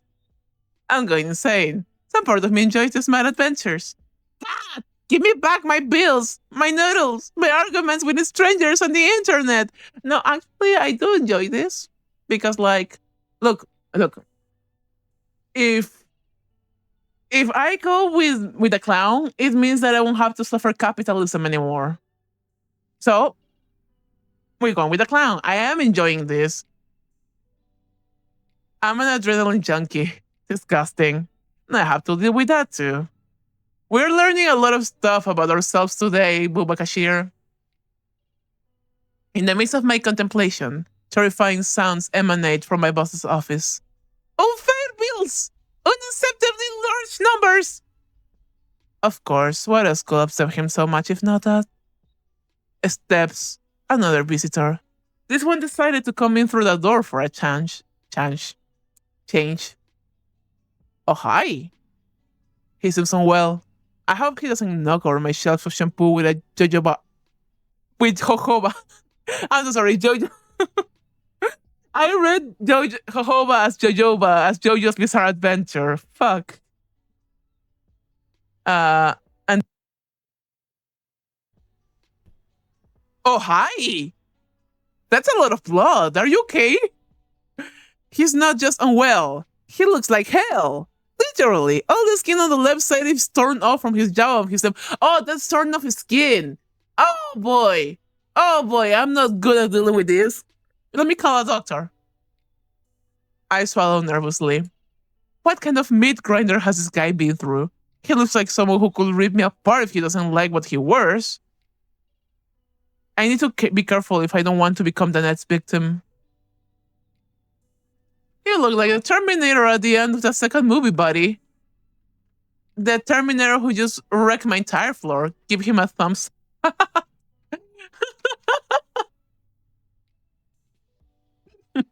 Hold on. When will the Lord take my sinful soul? Break down in tears. You don't want to work in here anymore. We need a Chinese blood sensor for this guy. Oh my god, sure. Okay, let me save. I have a question. Do we get a polyamorous route with all of them? I'm gonna go with the third one. Well, it's hard to imagine how the other fighter looks like. Hey, let's have a gurgling, raspy laugh. You don't want to know what the other fighter looks like. Honestly, I really don't want to know. My inner archive labelet, I don't want to know this, is at risk of bursting from overflow tonight. Words clearly come to him with great difficulty, which is probably not surprising for a man with a half a face. He clears his throat, but that doesn't help much. Oh, hi. I need blood. He tried to smile. It would be charming if he had all the necessary muscles for the earthquake, fuck.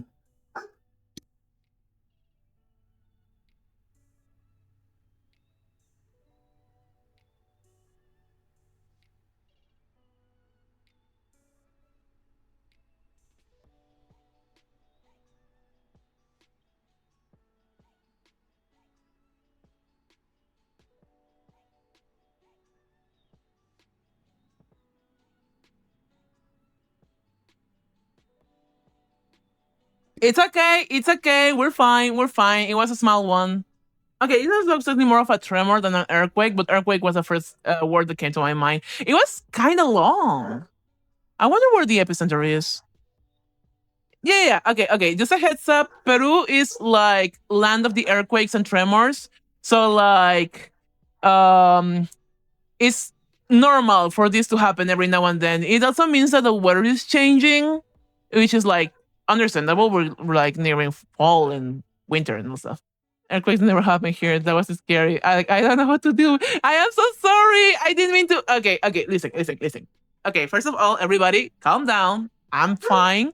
My cat is fine. She's chilling right next to me. My mom is fine. My dogs are fine. They're just noisy. By the way, they're gonna be barking for a while because they be like that sometimes. Um, when earthquakes are very common here in Peru due to like something about tectonic plates, yada yada.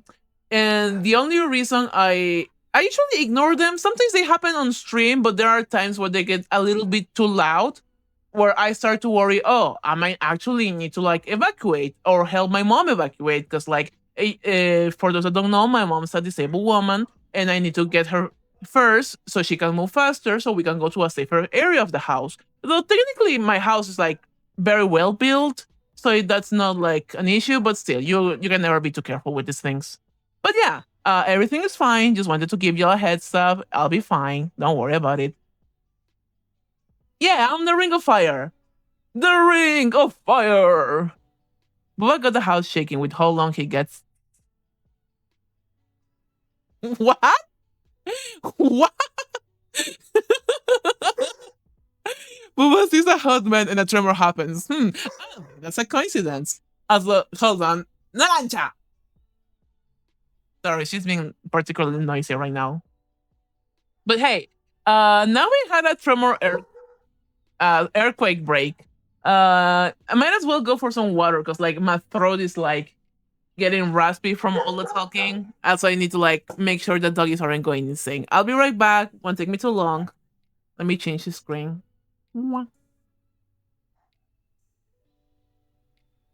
Hello, screen. Oh, thank you.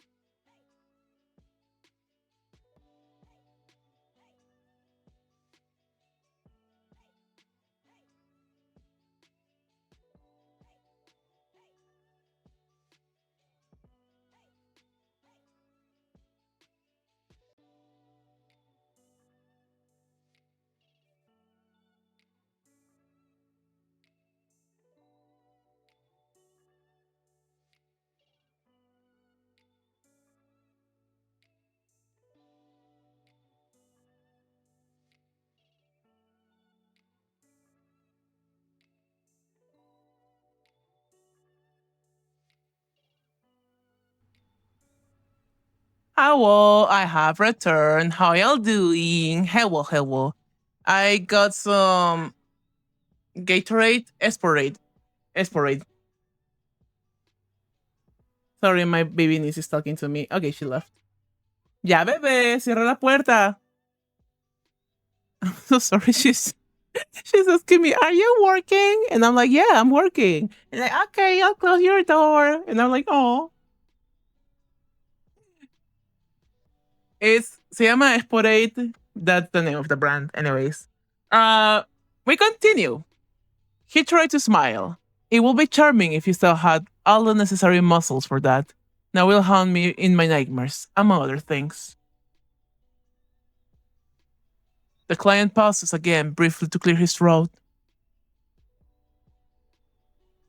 Mine? Recoiling horror. Don't kill me! I'm already having a bad streak in life! We don't do transfusions here, nor IV drips, just scam rot. How about tomato juice? Strong vintage. I don't think he will want my blood towards my hair. I wouldn't mind it if he wanted to bite my neck. Gatorade. Oh my god, Jericho. I can't wait for my niece to learn to talk to. Aww. That's so sweet. We're all proud uncles here. Anyways, we don't do transfusions here. No IV drips, just scam rot. If you don't stop annoying me, no fucking transfusion will help you. What dude? Dude! What the hell? I'm just being honest. He suddenly leans forward, pouring me into me with his remaining eye. Go and find me some goddamn blood. Go and find the damn blood. Go and find the damn blood. Go and find the damn blood. Yep, okay, yeah, it should've I completely understood the message, my guy. A strange pressure builds in my head, at the edges of my vision blur. An angelic command blossoms in the center of my mind. I don't know why, but I feel an incredibly strong urge to find blood right now. My client is covered in blood, but is still hungry. Maybe he fought with something inedible. Or is it his own? I found myself in a storeroom, a tangled labyrinth of shelves reaching up to the ceiling, stuffed with boxes, crates, and mysterious cans. In the corners, something rustles and snorts suspiciously. So, where could the blood be? I need to think fast. He's not going to wait forever. Right now, I'm at the very beginning of this crazy place. Scream, Bob, where's the blood? Go to the food for mouth section. Go to the section supplies for self-propelling gearbots. Go to the section foaming body washes for leather bags. Go to the section items that inspire passiveness. Love, what is wrong with your categorizing? Bob, where the fuck's the blood? For a moment, silence hangs, broken only by the hum of a distant refrigerators. Then comes the sound of pure cosmic irritation. In your blood vessels, organism! But if you mean blood for sale, then check the mouth food section. Don't disturb me. I'm busy doing business. Right now, I'm at the very beginning of this crazy place. Go to the food for mouth section. You know what? If the option for asking Bob wasn't there, that would have been my first choice as well. Because, yeah, I guess you're gonna have to consume blood somehow. These signs are driving me insane. I really hope my manager will eventually learn English properly. I'm surrounded by pure madness of anxious packaging, and even in front of the department entrances, there's some baby food for cyborgs piled up.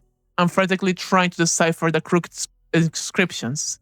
In front of me are sections with food for mouth, dense energy blocks for chewing, infused nutritional flows, food afraid of heat. Fuck! What are these things? What are these things? Dense energy blocks for chewing, infused nutritional flows. I'm pretty sure it might be this one. Here are endless shelves of drinks next to Coca-Cola, are bottles labeled liquid regret and primordial broth, not with nucleotides. Kanslav Brapsi, Vodka Solnechko. Solnechko? I love to meet the person who came up with these names.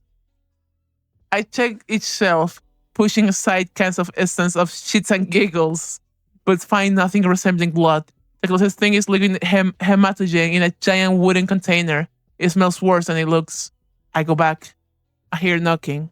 It's a dry rhythm tapping of knuckles on a laminated countertop. It's not loud, but persistent and full of irritation. In front of me are sections with food for mouth. Shit! Fuck! He's gonna kill me! Dense energy blocks for chewing. Food afraid of heat. The coldest corner of the store. Large freezer chests and refrigerators with glass doors are covered in frost. Next to the frozen pizza are gremlin cryo capsules, and among the buckets of ice cream, you can find flavors like minty tritium and liquid family. Oh my god. A huge freezer chamber. Matter of lesser life forms, spare parts of human organisms, product of animal fauna exploitation with fruit pieces. What is this stuff?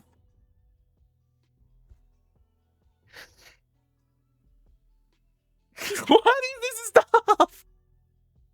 I'm trying. Oh my god. The worst thing is that I'm actually feeling the anxiety of this guy. Fuck.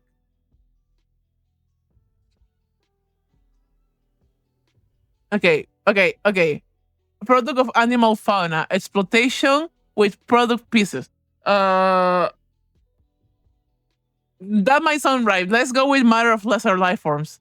Because, or maybe spare parts of human organisms. That sounds like it wouldn't have running blood. Maybe this one. Bingo. There's animal blood here. Let's fucking go.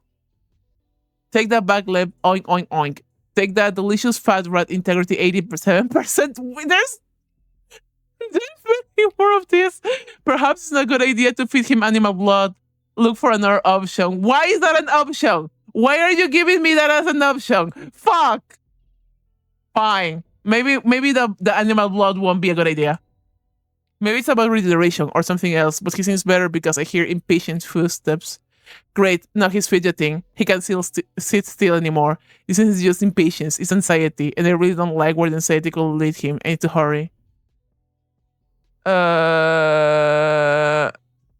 This section reeks of formaldehyde and horror. Glass jars filled with murky liquids in on the shelves where exhibits float. I try to think about that with the containers holding a name tag that reads Kevin.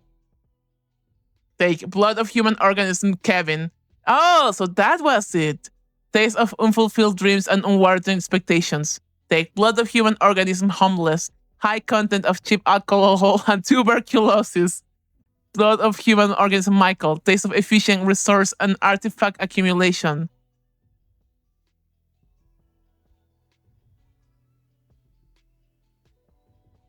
Michael.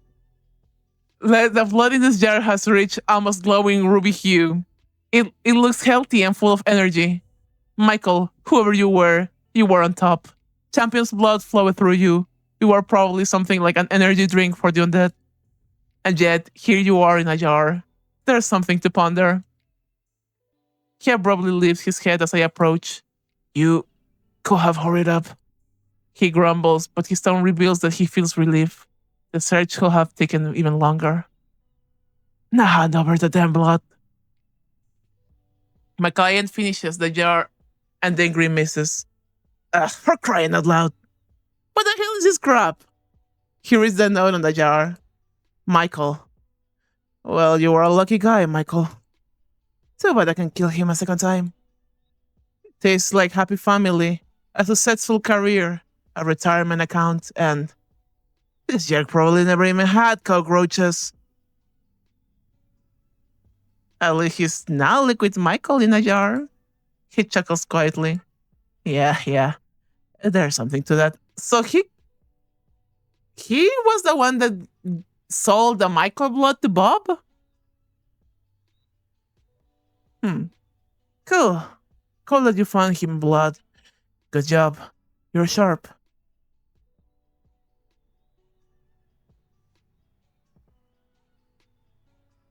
Hold on, let me save here. Glad to please you, sir. And glad you no longer want to hit me. Feel free to ask. It took longer to get to the rat. Really? You're wrong there, Sunshine. The closest was your carcass. So you can thank your lucky stars that you're still alive. You're clearly tastier than a rat. How do I take that? In a way, that's a compliment. Yeah! Glad to please you, sir. Oh my god. I'm going to wash my dirty face. Don't get bored. While he's not here, I have a perfect opportunity to wipe away the blood stains. I'm just scrubbing a pool of blood on my first day at work. An interesting story for Reddit. A wonderful tale. I'm doing just fine. Nobody has eaten me. You know what? This actually got. Okay. Do you guys, how many creepypastas slash internet horror stories do you know? Because there's like this one series called uh horrors of the hi, how was it? Something gas station horrors. Um gas station horror fuck. Uh Reddit. Okay. I know. No, there was this series of gas station horror stories, but it was like a series, and I forgot the whole name, even though I already knew it. Fuck. Anyways, it was such a good story. I never got to finish all of it because the series became so long that I dropped it at some point and then just never looked back. But it was so good. It's kind of like matches the vibe. These characters could appear in that story. To be fair, we need more Doom Joey in this world. And I mean it because like the main character had like this Doom Yaoi thing going on with a head of someone like like a headless guy. No, a bodiless head guy. Was it something that became a book series? Yeah, I believe it became a book series later.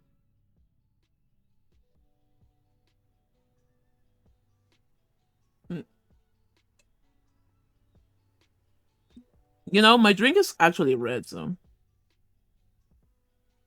Boba, please, you make this also easy. What do you mean? What do you mean? Yeah. But anyways, the thing is, it was such a good story. I really love this. It kind of matches the vibe. I wonder if the creators like also like that story. I'm just screaming a pool of blood on my first day at work and blah blah blah. Oh hi! Welcome back to the land of the living. He's looking so much fresher with the second half of his face, although his expression still resembles that of a constipated owl. I'll just stand here for a while, okay? Take a little break. Besides, there's nobody here with you right now. And just so you know, if you try to contact the werewolves, I'll take your head and crush it like a walnut. Oh, that sucks because I love werewolves. Oh, that's why we can't romance the werewolf. God damn it, David. I'm David, by the way. A vampire, as you may have already guessed. What an incredibly interesting way to start an acquaintance. Especially that part about the walnut. Nice to meet you, Bubba. I'm Crystal, like champagne. Nah. Actually, why am I saving this? I'm just Bubba. Okay, Bubba. I knew Bubba once, and they used to trade kidneys in Venice Beach. And they were a good one until they got packed up. He's trying to provoke me. They're literally sharing the dirty details of his life to see how uncomfortable I can get. I just had a wonderful date with an eldritch god. Do you think you can just torment me like this? No. I will suck your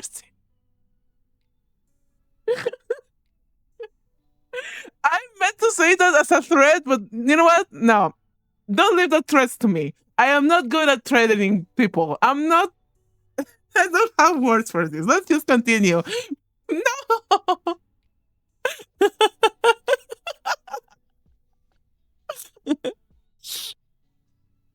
No. Anyways, hi David. I am a normal human being. He's trying to provoke me, deliberately sharing the dirty blah blah blah. And no kidneys for you. I suppose I'm also selling some kidneys now. Check the catalog. Yes, exactly 10 categories. A catalog? Do you seriously have a catalog? He leans forward, gently intrigued, peering into the catalog. Gremlin kidneys? Is that a delicacy? Why does it say both delicacy and fuel and animal venom? I don't know. I really don't know anything. I'm scared. Wee. Wee, wee, wee. Because it's a universal product, duh. Want some? I do. Looks like I found my best customer for today.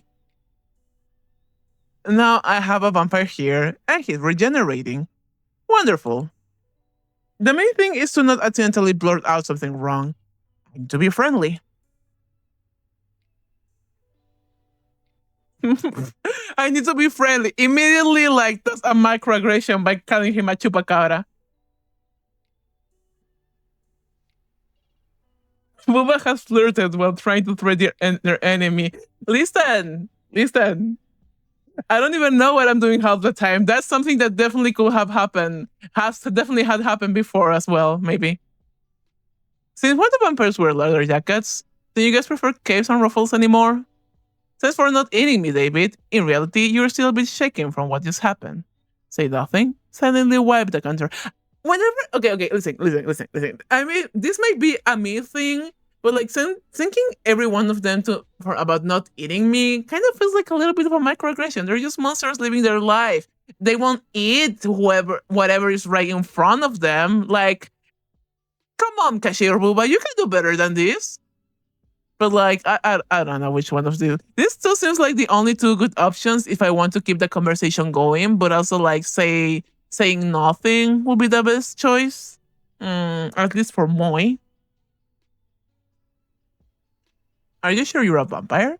Not a chupacabra. Since when the vampires wear leather jackets? Don't you guys prefer capes and ruffles anymore? I'm gonna go with the second one. Ruffles? What the hell is that? I'm not Ruffles. What even is that? Some French insult? His expression is as if I suggested he wore a maid's outfit. He'll defend that worn leather monstrosity at the cost of his life. That's obvious. Ruffles are not just a piece of clothing. They're a concentrated strike right at the core of his cool vampire persona. I don't wear any ruffles. I'm just 24 years old.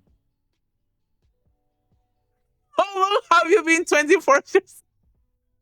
Ruffles are an embellishment on a blouse, dress, or men's shirt in the form of a frill made of fabric or lace. Not Ruffles, not paying respect to his own style. Shit, the worst thing is that I will try to explain what a ruffle is. But like the first one sounds so funny. God, I love the Twilight references. I'm trying to think. What is the best choice for this? Because like my neurodivergent ass will definitely try to explain what a ruffle is. But also these other two seems like okay, at least the latter one be like, oh yeah, okay, sure, no ruffles. That's something that you yeah, I respect your style, bestie. But the first one sounds so funny. Let me try the first one and then I'll go back. Oh, I already saved. And then I'll go back and choose the second one. Very fucking funny. It's been like 24 years. Damn. And now those 24 years, I haven't worn any ruffles, and I'm going to ever. Okay, fine. I guess you don't have a sense of humor like my clown guy.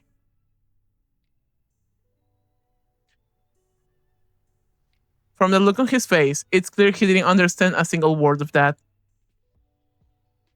Ruffles are like a lace bib for adults. What? Wait, what? What?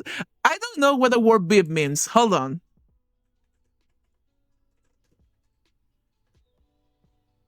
Oh, that's no. That's no. That's not what it is. I wonder what grade did he drop out of school? Not quite. You do realize I don't come out here to listen to lecture on fashion from the time of King Arthur, right? Or whoever invented your ruffles. I'm barely managing to stop myself from going on about how it was in King Arthur who meant the ruffles. David slightly grimaces as he moves his hand. Daycare, I am so sorry, I'm fumbling your husband.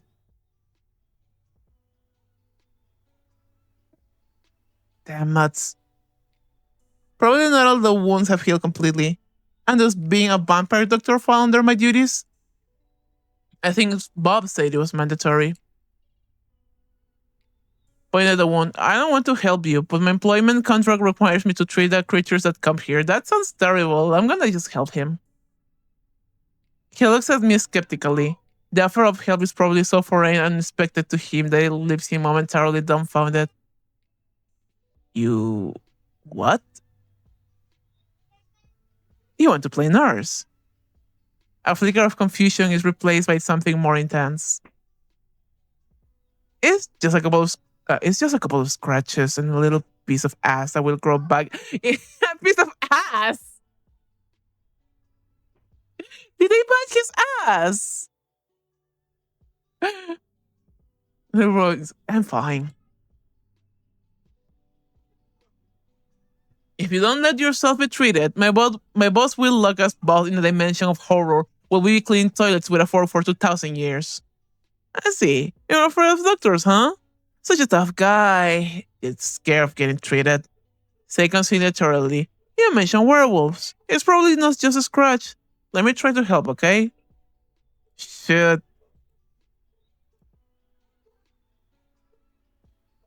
Let me go with the first one. Really? How am I supposed to clean with a fork?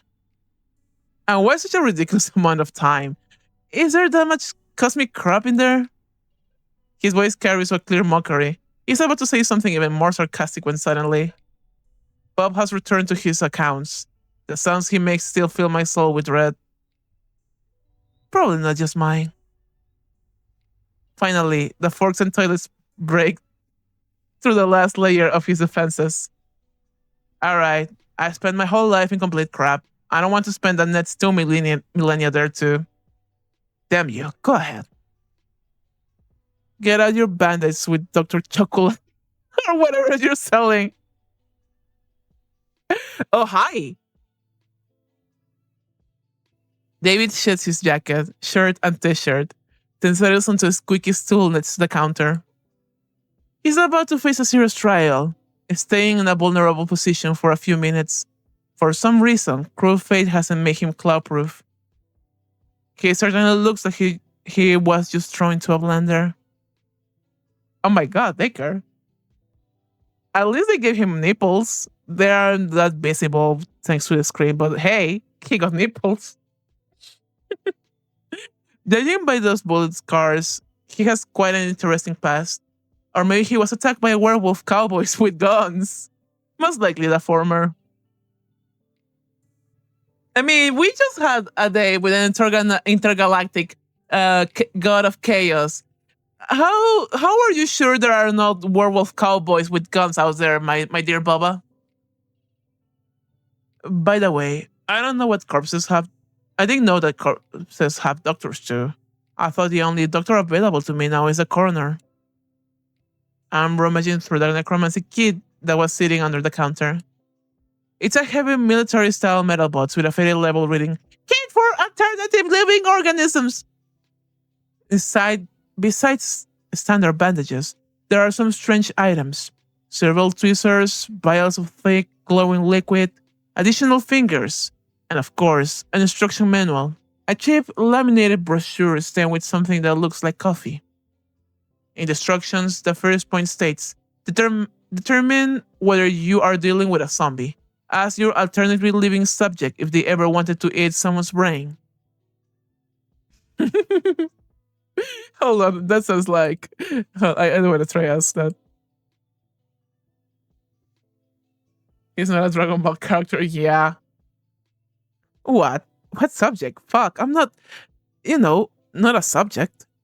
It seems I offended his vampire feelings. He lets out an annoyed sigh for the umpteenth time today. Your brain... definitely not. Was that joke about me being dumb? I am, by the way, very smart. And I have a very tasty brain. Not smart enough to understand that my person needs brains. Do you remember Dracula eating brains? No? Did he rise from his coffin and say, "What a lovely evening! I think I'll go munch on some brains"? Stop looking at me like that. I'm not a damn zombie. I'm a vampire. And not even a chupacabra. Zombies are stupid. They can't even talk. They just grunt and groan.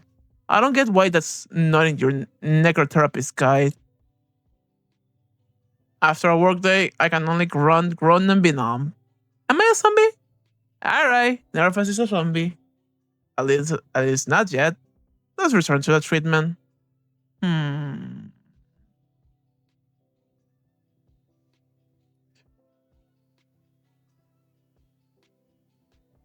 Do you like brains? Tasty brains?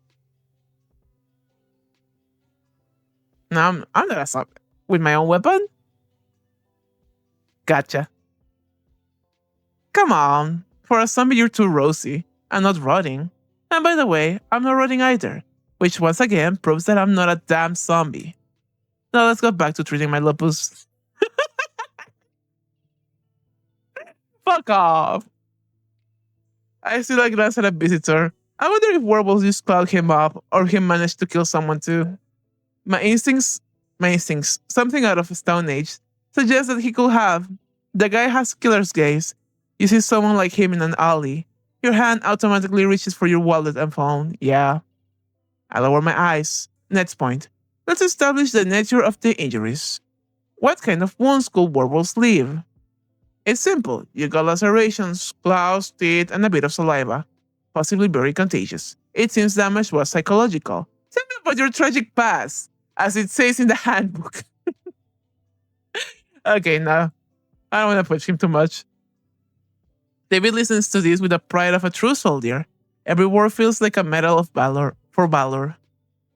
Something like that. He said it as if he didn't care, but I know better. It struck his ego, add to the end. Wounds from a real rabbit beast, buddy. Shake your head. You really need to stop with these fights. They don't lead to anything good. Stop medical discussions and just move on to the next point. Why do I want to rage bait him so badly? Like, I feel if I keep on doing that, he's gonna like chop off my head and drink the blood from it. But at the same time, he looks so rage baitable. It might be my werewolf nature. Like, I'm a werewolf, and I'm here like taking care of a vampire. By logic of nature, this shouldn't be possible. I think that's why I want to rage bait him. Something like, I don't know. How do you call that? Generational conflict. Something. I'm dying of laughter. Oh, that got me a heart. Wait, hold on. What was the question again? One's from a real rabbit beast, buddy. I'm dying of laughter. He he he he he he he. Fuck laws of nature and also him. Hey, my guy, do you want to go to dinner? I'm gonna listen. I know I always joke about these guys taking me to dinner, but what if for once I want to take them to dinner? Huh? Would you like that, vampire guy? Let's go to have some dinner. Let me see if my guy Dayran will like, I don't know, rent us his chef or something. He chuckles happily, trying to hide a glimmer of pride behind humor, but I won't be fooled. David is no longer just a wounded sucker. He's a true gladiator, having survived the battle with rabbit beasts. Absolutely epic. I read through what medication I need and grabbed the regenerating extract for alternative living life forms. I'm so sorry, I'm gonna be reading that like with my Bob boys. Now all that's left is to apply this stuff. I dip my fingers in the jar and suddenly he grabs my hand. Do something wrong, and I rip your tonsils out through your ass. Listen, if you want to touch this ass, you might need to like, you know, get a little bit more, you know, than just showing me your pecs. Like, come on, man, give me some emotional like stuff here as well. Saying icy tone. Allow me to do my job, sir. I will be extremely careful. If you touch me, my boss will rip your soul out through your ass. Pull my hand away. You know, you have this fantastic talent for coming up with threats. You should write scripts for action movies. No way. I'm a pathetic, miserable, harmless cashier. I'm gonna run out of saving slots. Hmm. I cannot read what you said out loud, Mango, because my mom is like in the next room. I don't want her to hear that. Anyways, I kind of like the third one more because, like, damn, dude, I'm trying to help you here. Well, oh, that got him a heart. I suppose it's just a matter of experience, probably. And you, well, watch what you're doing, or there will be consequences. It seems he just heard the best compliment of his life. I applied the black goo to the wound. A puff of steam arises from the wound, and the air starts to smell like something is frying. It's probably very painful, but David remains calm. Not a single complaint, which is surprising. I hope it's not from your squid manager. Well, we all hope for that, buddy. Pour a little more goo on him, restore some justice.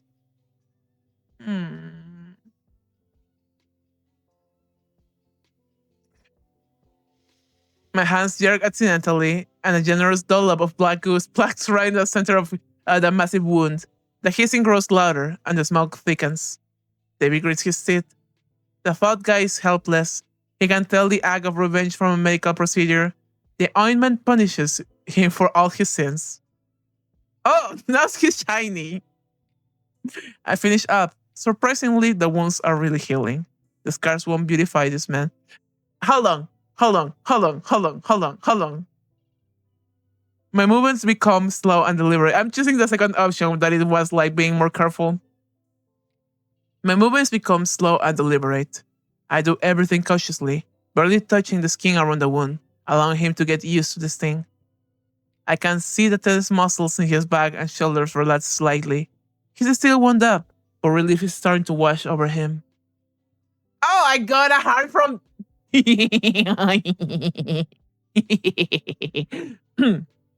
We move on. Naturally, the thank yous or pleases from him. But at least he's no longer threatening to do something to my ass every 5 seconds. Why not? Distract him with conversation. You know, David, every noble knight is someone that ends his wounds after great battles. What are you talking about? What knight? What battles? Listen, I just had a date with a king jester god of chaos. I still have some of the mannerisms from that time. So, like, humor me a little bit, please. I fought in an alley thinking of urine against a bunch of dirty werewolves for territory on the outskirts of this godforsaken city. They tore my pants, and I had to take a new pair of a junkie who was laying in a puddle nearby. Oof. What am I? A knight of what? A knight of torn pants? Say with a pump of a medieval wizard, you are a wolf-home knight. As long as they're not stained, well, you get it. Shit. Again, I'm not gonna go with the second one. Oh, go to hell. David says this almost affectionately. It seems we're making progress in our relationship. I finish up. Surprisingly, the wounds really are healing. The scars won't beautify this man. Why are you doing all this? The question is asked in an astonishingly serious tone. He's driving me crazy, even more than that clown from earlier, it seems. I just want to help. Like, you want tips, and to go home, play The Sims, and watch stupid shows. I be playing Stardew Valley because, to be fair, I never played The Sims in my entire life. I do, however, appreciate and I am slightly horrified of people who play The Sims for the horrors and war crimes they have committed. I just want to help. Truth, you're an angel of mercy from the dirty gas station. These are my work obligations. If it weren't for them, I won't bother with you. That's understandable. I mean, I don't want to help because partially it is true, but I also do want tips. Is there like a nuance option between these two? Nah, I'm just gonna go with the second one because it's the closest one that I feel will be. Why? David is confused. In his system of beliefs, actions always equals benefit. I'm throwing a wrench into this flawless, long-running mechanism. I can't watch someone suffer. Let's just say I have certain fetishes.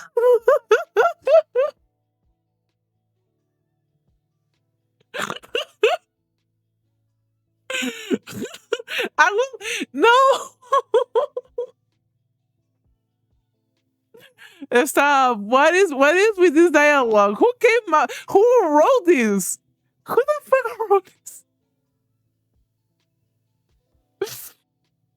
I wanna pick the second one just because I think it's funny, but I'm just gonna do it so I know what it says, and I'll go back to the other one. Oh no, no me digas, conchis.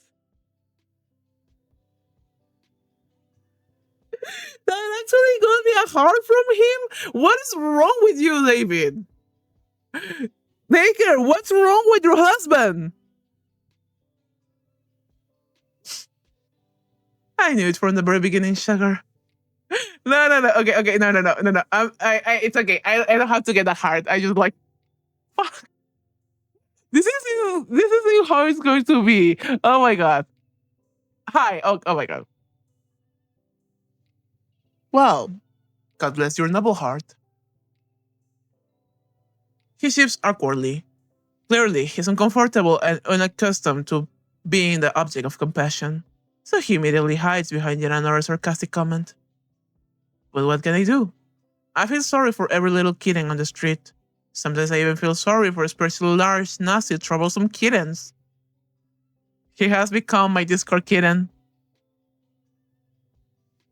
It must be tough living with someone like that, huh? I bet you have 40 cats living in your apartment, and all of them are strays. David reads me like an open book. It's amazing that he can even read all that. Not at all. Most of the time, help is altruistic. People always want something in return. Money, a favor, for you to take them off the hook. Helping people for no reason is like throwing shit against the wind.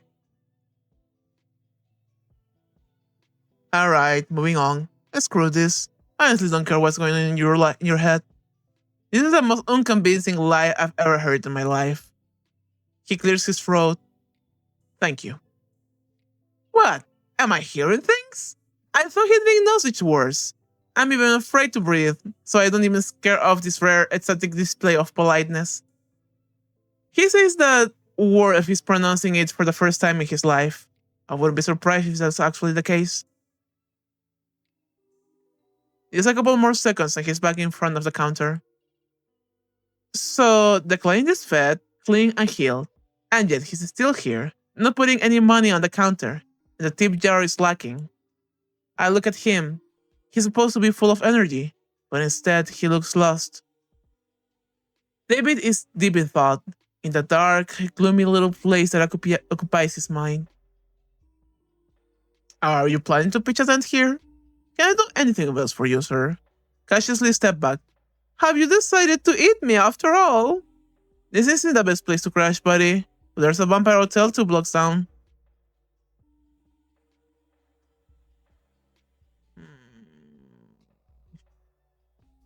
The seemingly simple question stumps him. David frowns and looks past me for a while before responding. Yeah, you can do something. I'm curious about one thing. I haven't talked to a regular human in a long time.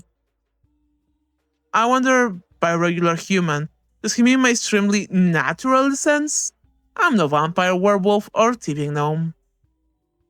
Or does he mean my lack of criminal record and absence of drug or alcohol dependency? Or maybe he's looking for a perspective on ordinary worker, a working class person, a grey color. Does your face always look that funny when you're thinking about something? Bruh. I don't even get a chance to respond to his jab before he follows up. Hey, let's conduct an experiment. Suppose you're now a free vampire, able to go wherever you want, do whatever you want. Where will you go? Okay, before I am given any options, I don't know what he means by free vampire. Was he like locked in somewhere? Was he like I don't know.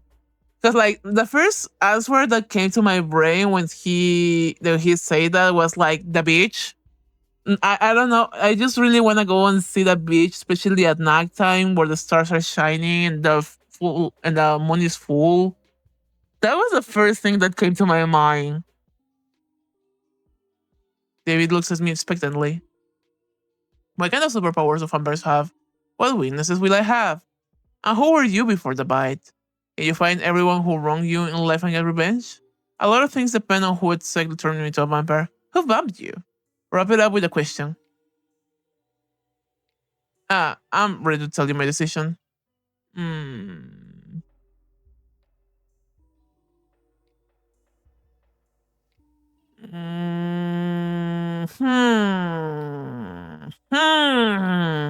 Decisions.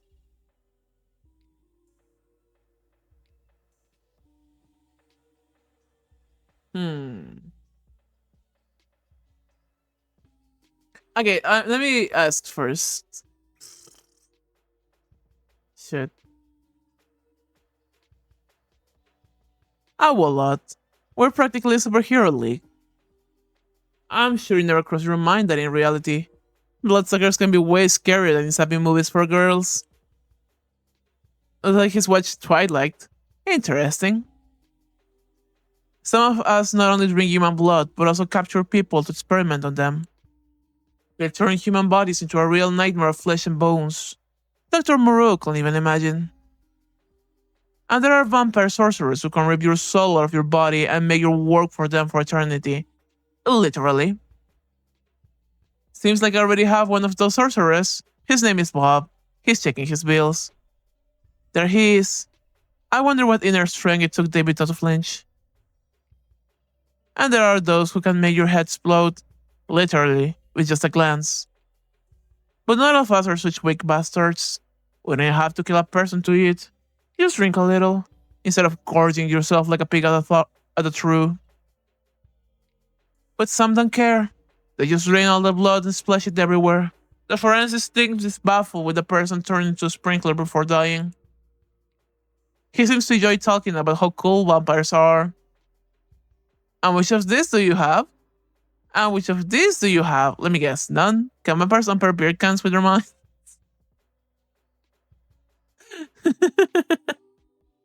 How long? How long? Okay.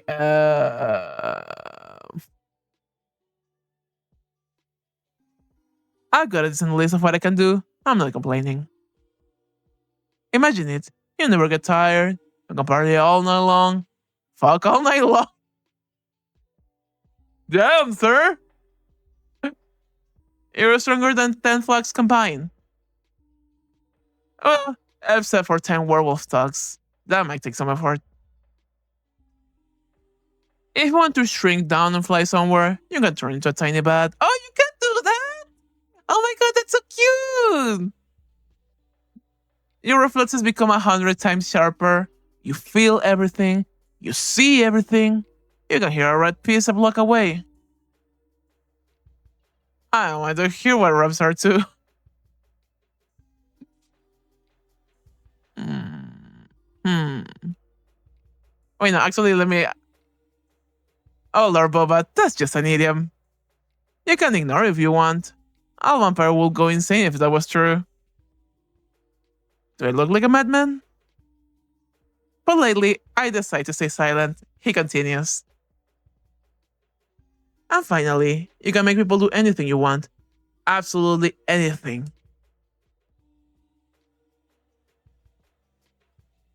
Are you sure the last one is due to your vampirism and not just because they're scared you'll beat them up? Hmm.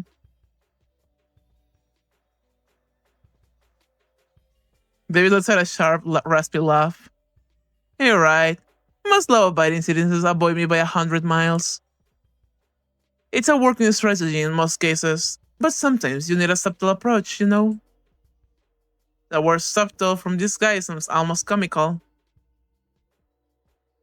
This reminds me of the time I found out my first love wasn't a trail for me being a cannibal. Hi! A really cool username? That's Sound Inspector Lord Rob for... Hello, how you doing? Also, I feel like I know this story. What? Anyways, the word subtle from this guy sounds almost comical. It's one thing to scare someone shitless. They give in just to avoid being harmed. Oh, he's talking. I thought it was my thoughts. It's one thing to scare someone shitless. They give in just to avoid being harmed. It's another when they act with full confidence that it's what they want. They don't even realize they're just a vampire pawns now. Yes, I think I get it. He pulled the trick on me too. David smiles, but this time the smile is strained. These are the words of someone stuck in the web of artificial connections and us-related threats. Yeah. Hey, that's my most wholesomely story, my lovely. How's the dating scene going? It's going good! I may have charmed a god of chaos by being just a funny, whimsy little guy. And now I'm flirting with a vampire? I don't know, he looks cool, but I still prefer the jester guy. As someone wearing clown clothes, you might have guessed why I do prefer the jester guy. David smiled, blah blah blah, I already read it. Fear and supernatural compulsion aren't the best foundations for a strong friendship. Never, you're a creature stuck in a web of artificial connections and us-related threats. Your whole life is based in life. I can enchant friends for myself? Wonderful. Or make someone give me their wallet. I kind of want to go with the first one because it has the word ass in that sentence.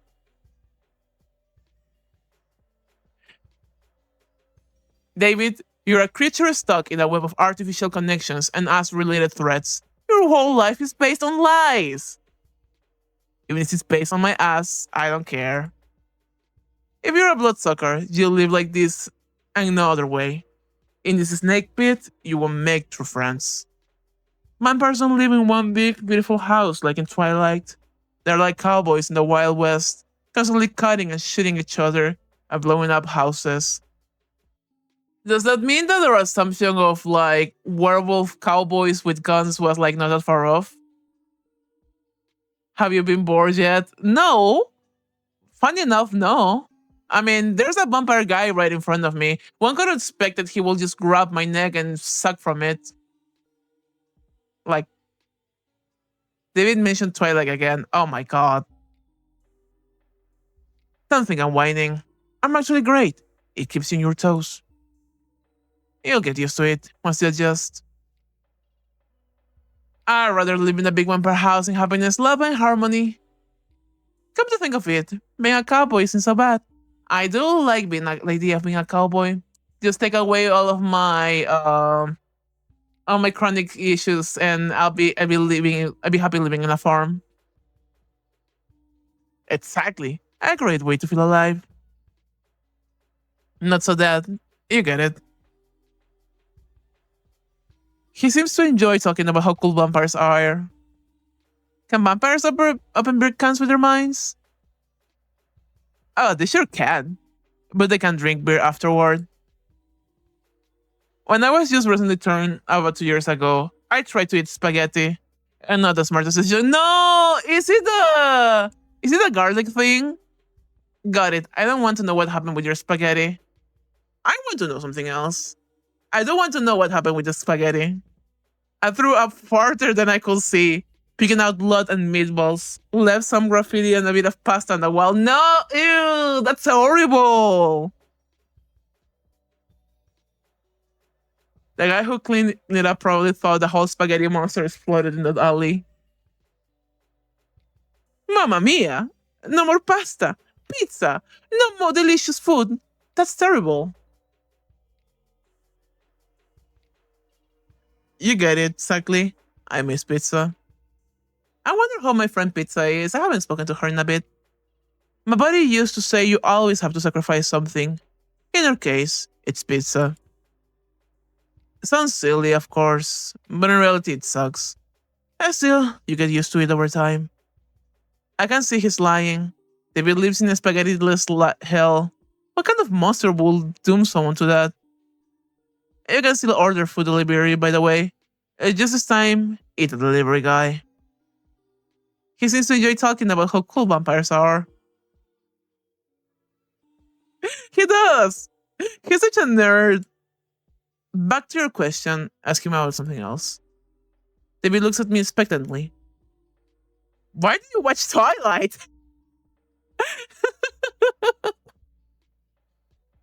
Wait, no, I don't wanna question him that. Why do you watch Twilight? I I have no idea what you're talking about. I don't watch emo crap. I hold a dramatic pause. David looks like a corner animal. He stares at the floor, then the ceiling, anywhere but at me. Daycare! Your husband is so silly. Like he's oh my god, you have a thing for pathetic men. I just come to realize that this guy and Harley Quinn, you guys, grundle, but softy guys. Like they have a hard exterior, but are soft in the inside and a little bit silly and pathetic. No, I won't stop. I just discovered your secret, buddy.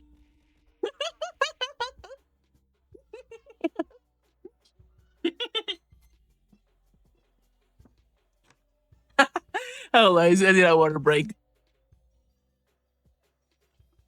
This is insane. Anyways, let's continue. Blah blah blah blah. Anything but me. Finally, he lets out a loud sigh, filled with disappointment and embarrassment. Fine, damn it. All right, I watch everything. All Twilight movies. Watch The Lost Boys. Interview with the Vampire. I don't want to watch this one. It looks like fun. Blade. The idiot who beat me didn't explain anything beyond the basics. Like, don't go out in the sun, you little punk. I thought maybe this stupid movie had a clue, you know? Hitting all that silly romance and melodrama. Most of it turned out to be bullshit. My poor guy. Oh my god. Hold up. Where's the game? I read legends, search for info online. As you can imagine, all supernatural beings try not to give themselves away, but sometimes just will stumble upon bits and pieces. Or crazies, one or the other. My favorite, by the way, was From Dusk Till Dawn. It's about vampires on explode in real life. Oh, I think I know that movie. That's the one where they end up in the Antarctic, I think, in an Antarctic base, and it gets filled with vampires. I think it was that one. I don't remember. You still haven't told me if you sparkle as we're cooling in the sun. Hold back, I have more questions. I don't want to ask him that. I will ask him that because I am a little shit. He takes a deep, ragged breath. No, we don't sparkle. Want to know what happens if I step into the sun? I catch fire in the sun. If someone poured gasoline on me and lit a match. Do you know what it smells like? Like fried chicken. It's a nasty, excruciating final death. Very brutal. Imagine the smell and slowly your lips. Hot, man. No. That's me. That's me. Terrible. However, let me ask you one more thing. Go ahead. But hopefully it's not about Twilight. It might be about Twilight.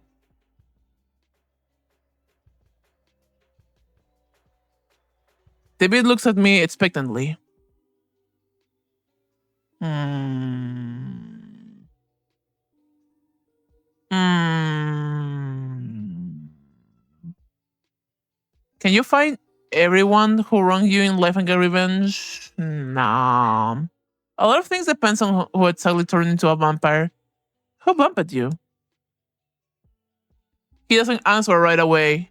Just furrows his brows. Several long minutes pass in silence. Some old stinking jerk. Alois meets it into those four words. It's as if he both hates and mourns the old jerk. Probably the guy wasn't a contender for Father of the Year. Hold on, give me a second.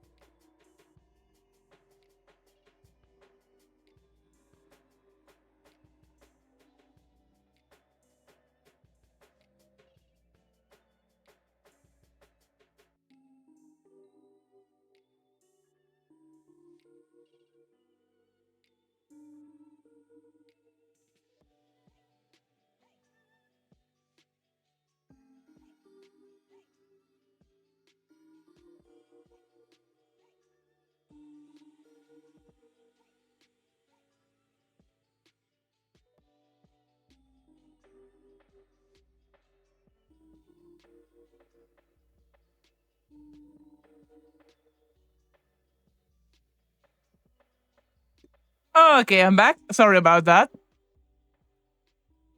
All right, where did I left it? Wow.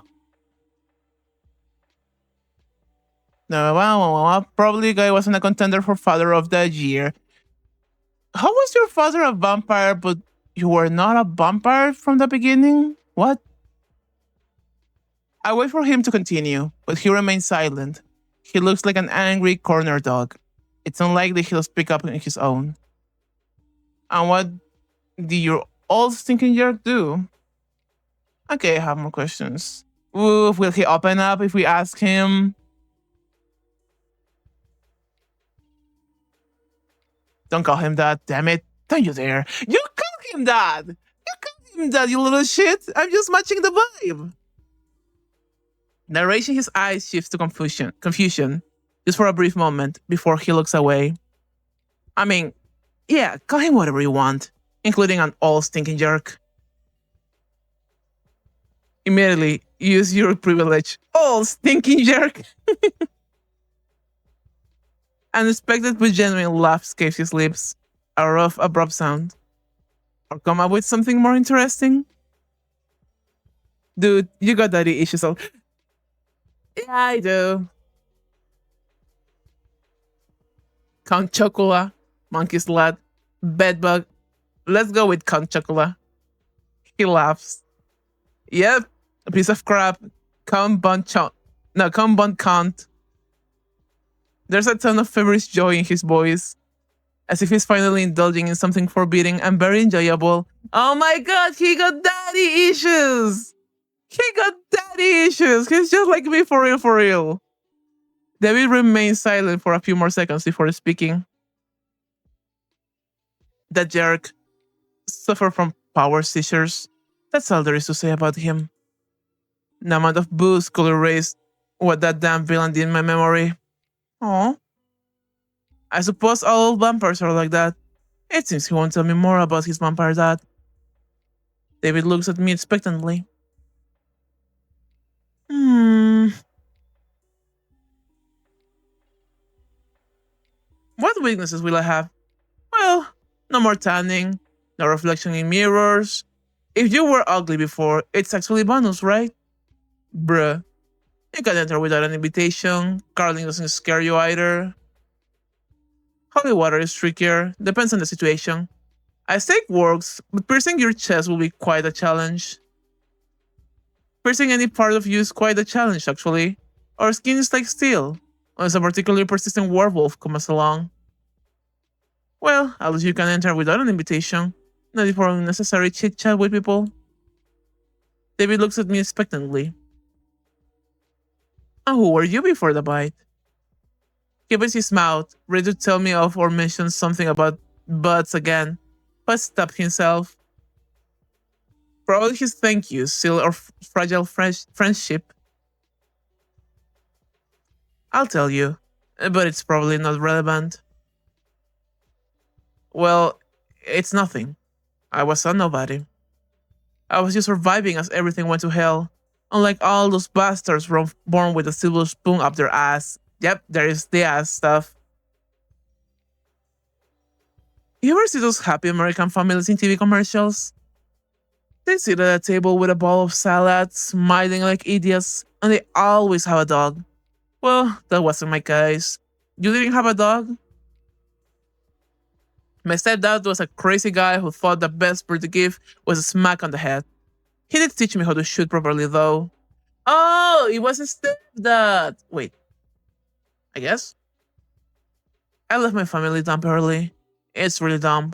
But I thought I'd start a band and become a rock star. Oh.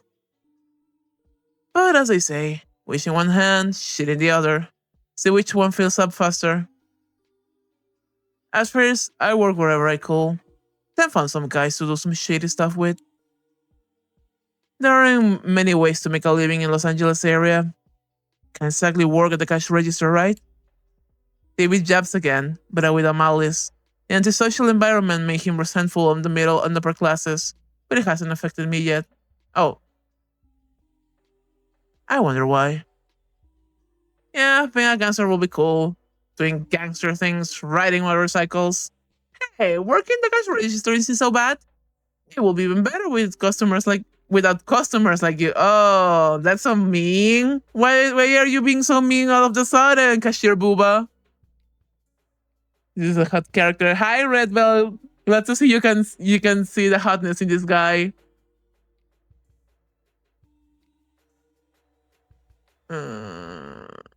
I will make no comments for this part. That's it. That's the whole story. What about you? Oh shit. Oh lord, this is my chance to make up something cool. Or just tell it like it is. I'm a criminal too. The best sniper in my gang. I'm not hiding under a fake name in another city and state.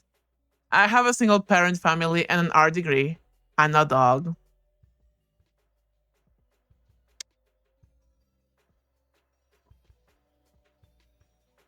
Okay, this won't be not true because I have 3 dogs. Which one would be?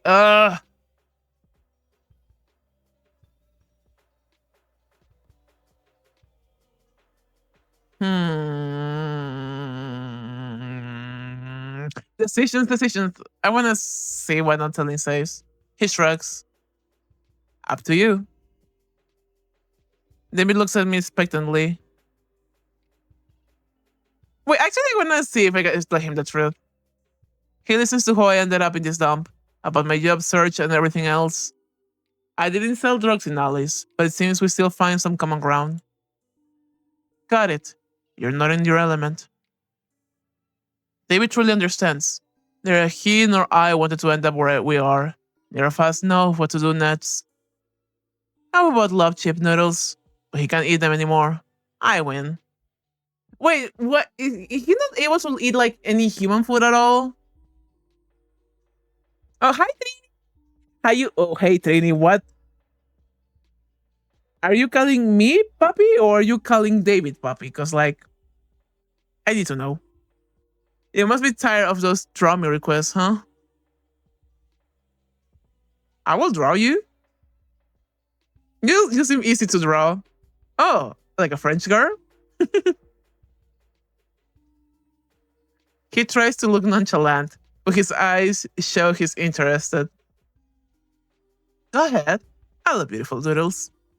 He says the word doodles with such a strange tenderness that it sounds more like a compliment than an insult. I pick up a pencil.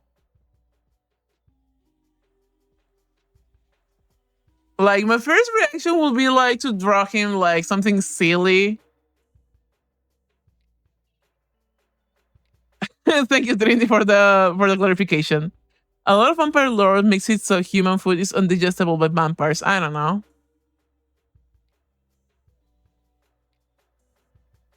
Oh my god. Let's draw something funny.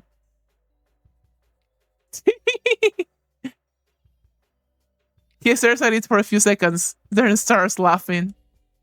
Spot on. The smile especially turned it out well. Awesome. Thanks. I'll take it and hang it somewhere.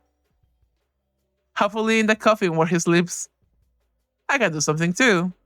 David takes a pencil from me and, with deep concentration, almost sticking out his tongue, scribbles something. No way! No! No, dude! Oh my god, he outdrew me. Nah! I can't believe this. I gave him the most shitty ass drawing and he draws the Mona Lisa. Fuck off. A few minutes later, a drawing appears before me. I never would have thought this guy was capable of that. Mine's color? Nah. That's actually pretty good. Like, oh my god. I will feel bad because I drew him a very shitty doodle. David clears his throat, embarrassed. And nothing special. It's just a doodle.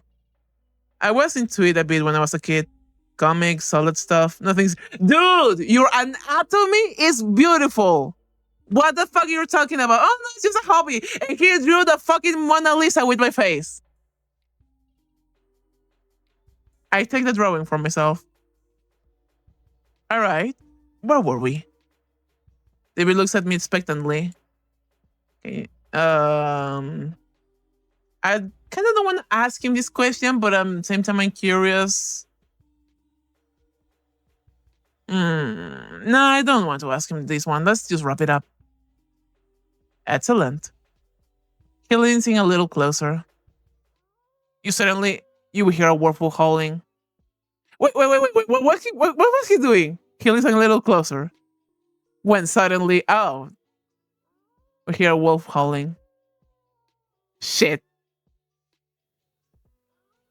I don't even have time to blink before David. That's so cute. What the hell? Look at this face. Hold on. Let me sum the fucking. Look at this. Look at this. His little platform is so adorable. Oh my god. Hi, mama. Can you not get on the keyboard? Thank you. I love you. What's wrong with his platform? That's adorable, though. Hi, can you go back to who you were? Why you saw eyes? And does he have sunglasses on him? Is he wearing sunglasses in his bad form? What? Wait, did he have like sunglasses before? I did not pay attention to that detail. Hold on. Yeah, he doesn't have sunglasses here. Why does he have sunglasses there? Oh my god. And now he's a little bad hiding behind the counter. Oh, he is behind the counter. I thought he left the whole store.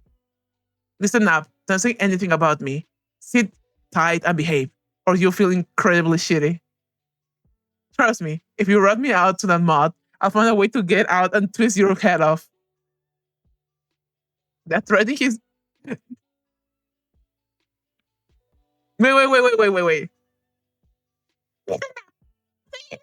Me. Are you shitty? me. If you run me out to that mud, I'll find a way to get out and beat your head off.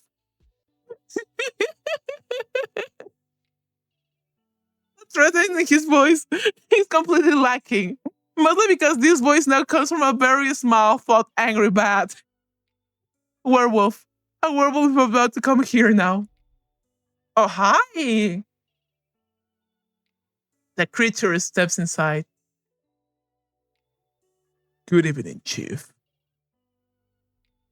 A low, rumbling bass, surprisingly calm and friendly.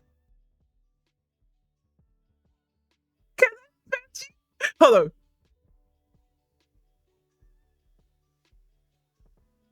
Can I pet you? Chief. He looks at me. I'm not sure I understand you correctly. You want to pet me? He awkwardly shifts from paw to paw. That's very unexpected. And of course, flattering, Chief. Don't get me wrong, but I'm kind of on duty. Chasing, trucking the supernatural. He looks around nervously. All right, you can, but just a little. The werewolf. They have important businesses. I reach out and pet him. The form is warm, soft, and thick. I immediately feel a low vibration. The werewolf is quietly, silently purring. Oh, see, do you guys see this here right here? Right here? This is me. God, I wish this were me. Both the werewolf and the guy petting the werewolf. Oh my god, he's so cute. Whew. At first, it's a very noticeable movement, but then his short, fluffy tail starts to wag slowly but confidently from side to side. He's a good boy, a very, very big but good boy. He deserves praise. Oh my god, he's such a puppy. And I can kiss him. And I can kiss puppy. But your touch service is coming out. It's been clicking ever since I started with this like dating sims. He's so cute. He's so cute. I'm the Princess Mononoke of this guy. What's with this? Ow, my head's hurting. What's with this dialogue? Oh my god. Although David doesn't seem thrilled, I pull my hand back. Thank you, Chief. It's been a while since I've been. Anyway, thank you. He's as starved as I am. So, getting back to the purpose of my visit. Apologies for the sudden interruption. Edward, you can just call me Eddie. We're chasing down a certain pest. You haven't seen a vampire around here by chance, have you? You know, young, a bit scruffy, wearing a leather jacket. You see, here's the story. One of our packs nearly took out a vampire sire and his offspring a few hours ago. It was a tough battle. We suffered losses. Sorry, his offspring. We tried to track them and found one of them, well, more like a pile of ash where he once lay. It seems one bloodsucker offered the other when he was weakened. Their family values are quite lacking. It seems patricide has occurred. David didn't tell me anything about it. Oh, David? Probably that's why he had all those questions about vampirism. He was trying to get advice on where to go next after killing his creator, but in a completely idiotic way. You see, Chief, vampires are parasites on the body of our society. They drink blood like mosquitoes, but unlike mosquitoes, they kill their victims by draining them dry. I mean, mosquitoes also kill people if you count malaria and all that stuff. But like, I'm pretty sure mosquitoes, despite being like pests, are also like kind of important to the ecosystem, so I will kind of like disagree with your statement, sir. They languish in boredom with their immortality, and thus destroy human destinies, play with them, torment them, and derive a semblance of pleasure from their suffering. I love his angry face. He looks so silly.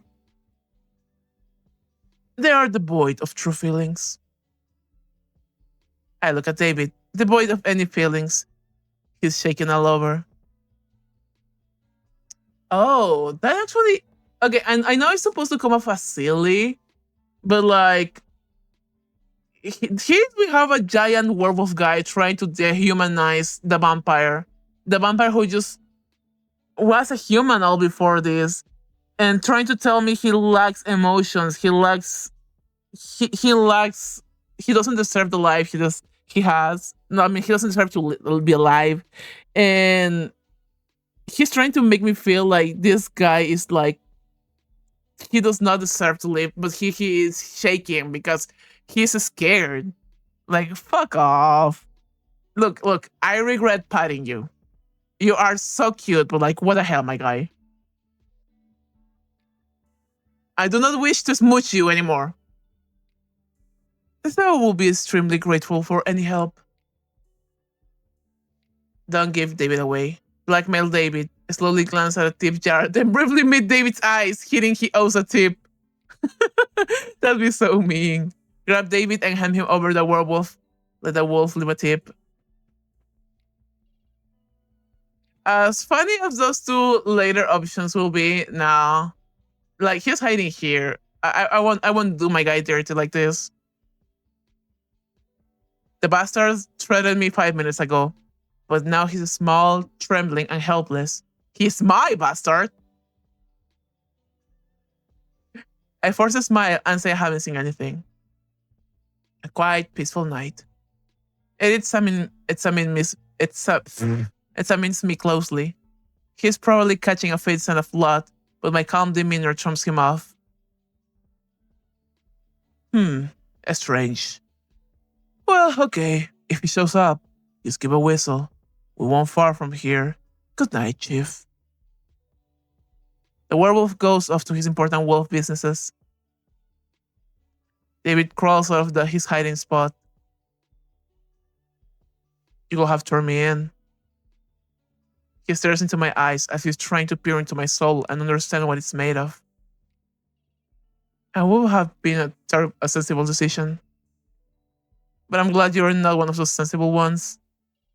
David says this with a genuine relief in his voice. He's grateful to me and now doesn't quite know what to do with that gratitude. He clears his throat awkwardly. So, what's the answer to my question? What would you do if you were a vampire? His gaze reminds me of a lost fighting dog. Without a master, he's restless and can't find his place. What an advisor he picked. May the Lord help him. I take everything life has to offer. Travel, entertainment, new experiences. The world's full of wonders. And when you're immortal, all doors are open to you. Surf the internet, decay and rot. Nothing will change. One could slave humanity, or at least one neighborhood in the city. You'll learn so many things, read so many books, and even learn ways to play the saxophone. Shit, the first and the last answer sounds very closely to what I would want. Remember, I said that what would be like the first thing I would do as a freed vampire? I may have misunderstood what he meant, but like my first reaction was to go to a beach, like dead of night with the moon and stars, because I just want to see that. If that was my first option, like I guess with like newfound freedom. So I'm gonna go with the first one. He chuckles. Oh, still waters run deep and all that. Pity the road of adventure led you to a stinky gas station. Maybe you're right. The world isn't limited to this lousy town. He says this quietly, almost to himself, looking out the window at the dark, empty highway. As he just remembered there's something beyond his cage of alleyways and gangland shadows. Here, for future adventures. Ah, money! David is about to turn around and leave when he suddenly stops. He pulls a crumpled piece of paper from his pocket, scribbles a number on it, and leaves it on the table next to my hand. But just as I reach for it, his hand covers mine! pressing it to the table. His skin feels cold, raw from barely visible scars and blisters. This grave-like chill sharply contrasts with the warmth of my own hand. I feel a slight tingling, like static electricity. Call me if you need a ride from work. I got a couple of ideas for what we could do before dawn. See you.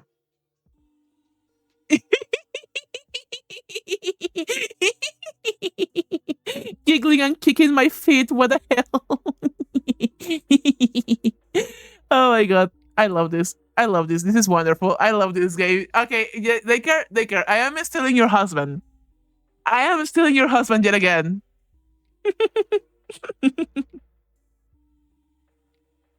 David says goodbye and leaves. The gas station sinks into absolute silence. Well, that was quite an interesting encounter. I really could have turned him in, but I didn't want to. I mean, I already turned a witch into a hat. I might as well just like live whatever conscience I have. I need to stop introducing you to Piglet. I don't know. I don't know what this says about me that we have a similar taste in men. Hand is drawing on the wall. I will hand the drawing on the wall. Oh my god, look at it! For someone obsessed with ass-related threads, surprisingly, his hands are quite skilled. I love that he's at the opposite side of the guy from Mandela Catalog. Like, this is wonderful. I am. Hold on. I wanted to make a joke, but it probably wasn't gonna work anyways. Let me drink some water before we continue.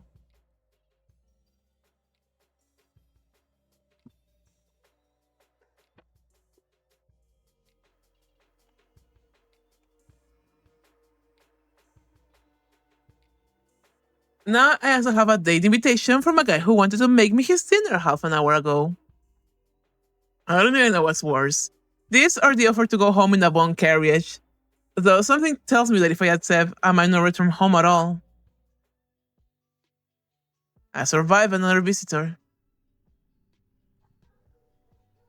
It seems I'm starting to get used to this job. Wiping off the sticky residue, hoping it was just spilled soda from the counter, I suddenly hear the crunch of gravel outside. Oops. Oh, hi! Hi! Hello, sailor! Hello! Hi! Hi! This is definitely not another vampire. I'm so sorry. I saw horns, then I saw boobs, then I saw his eyes. All in that order. Like, literally all in that order. Holy shit!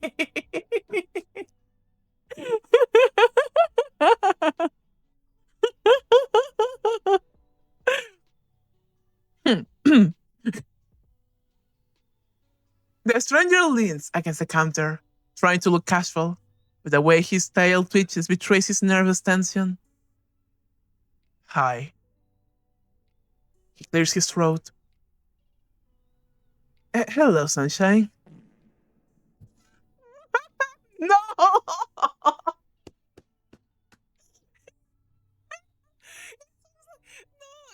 I was reading his dialogue and it felt like shit. He farted. It felt like he was the one who farted. No. He farts and then leaves the gas station and never comes back due to embarrassment. No.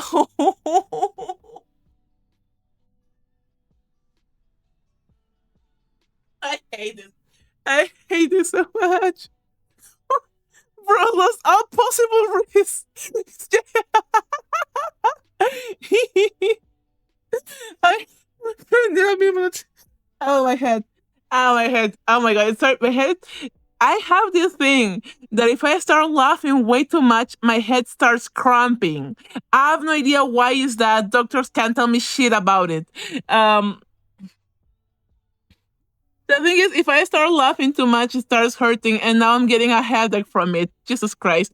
God really truly hates my whimsy. Ow. Ah.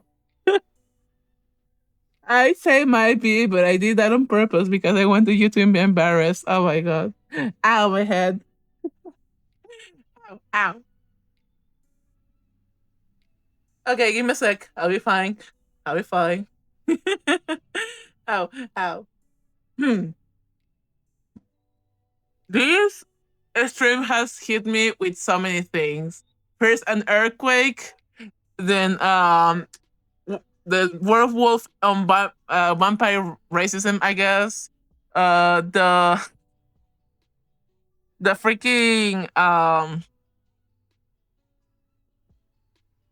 freaking god of chaos that's like a clown. I love this game. So stupid. Oh yeah, there was an earthquake. A little bit. Okay, it's not wasn't an earthquake. I should stop calling it earthquake. It was a tremor. It was kind of a tremor thingy. Um, I think that's the name for the lesser version of an earthquake in English, because like in Spanish it's temblor. But yeah. And so yeah. Let's continue, please. No more fart jokes. Hello, sunshine. My name is Victor. Aren't your parents pirates by any chance? No. No. No. I okay. Here's my prediction. He's a succubus, incubus, whatever the term is for this guy, whether he's a top or a bottom. Um, he's gonna try to flirt with me. He's really gonna try and flirt with me, and oh my god, no, my guy, no, you chose the worst person for this. I'm gonna laugh at your face. It's not because they think you're dumb, but because I actually fall for it. No. I won't take any of his dialogue serious, but I'll try not to laugh too much. From at him, waiting for him to finally say what he's going to buy. No, sir, my parents are not pirates. Aren't your parents farmers by any chance? You mean, are they rich pirates who could pay a ransom for me if you kidnap me? Please, sir, don't. um, shit. Which one should I do? I kind of want to tease him. No, sir, my parents are not pirates. I can almost read in his eyes. I practiced this so many times, and now I'm still stumbling. He breathes in fits and starts forces a nervous, trembling smile. It's very surprising that there aren't any pirates, because you're a real gem. Illuminate this dirty gas station with your glow.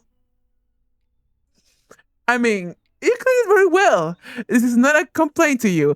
It's just forget it. You're a gem. Let's leave it at that. Awkwardly smiling, repose, and encouraging. No.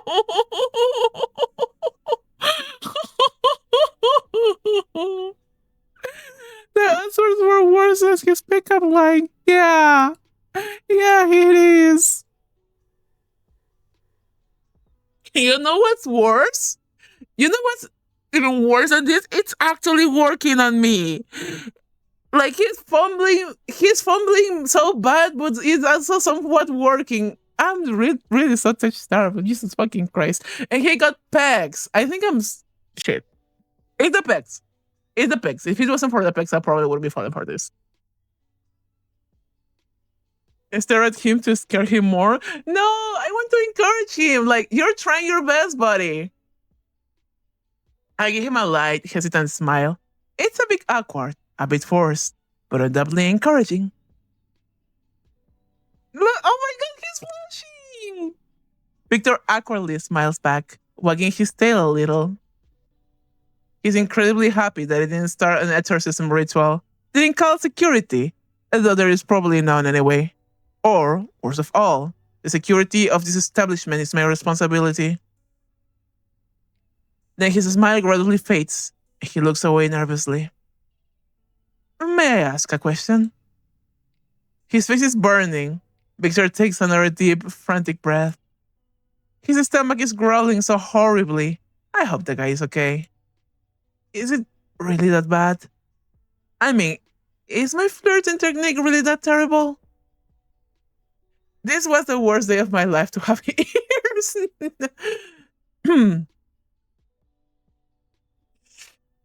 Your outfit is matching your husband. Thank you. It is. It is matching my hobby. This was the worst day of my life to have ears. Well, it could have been better. According, this is a great style. I liked it. No, because I actually like that he was awkward. Like my guy, you're trying. You're being so pathetic, but also so cute that while doing so, fuck. Listen. If someone like ever came to me and tried to tell me this, like, there's like the option that I wouldn't really find it charming at first, but it depends on the delivery. But I probably will like give that guy a chance. I will let the guy hit if that were to happen. That's what I'm pretty. At least he's self-aware. He is self-aware, and I appreciate him for that. Awkward is great. I liked it. This might be the best compliment he's ever heard in his life. Probably the only one. You liked it? His voice meets a surprise, disbelief, and a shy glimmer of joy. Aww. I'm glad you like awkwardness, because I have plenty of it. You probably noticed. Right off the bat, is it really written on my face? Actually, I initially chose this tactic to charm you. Of course, everything went according to plan. He coughed shyly and mumbled something to himself. He shifts his gaze back at me. Actually, I'm here to acquire. He doesn't get to finish. We have a visitor. Oh, hi!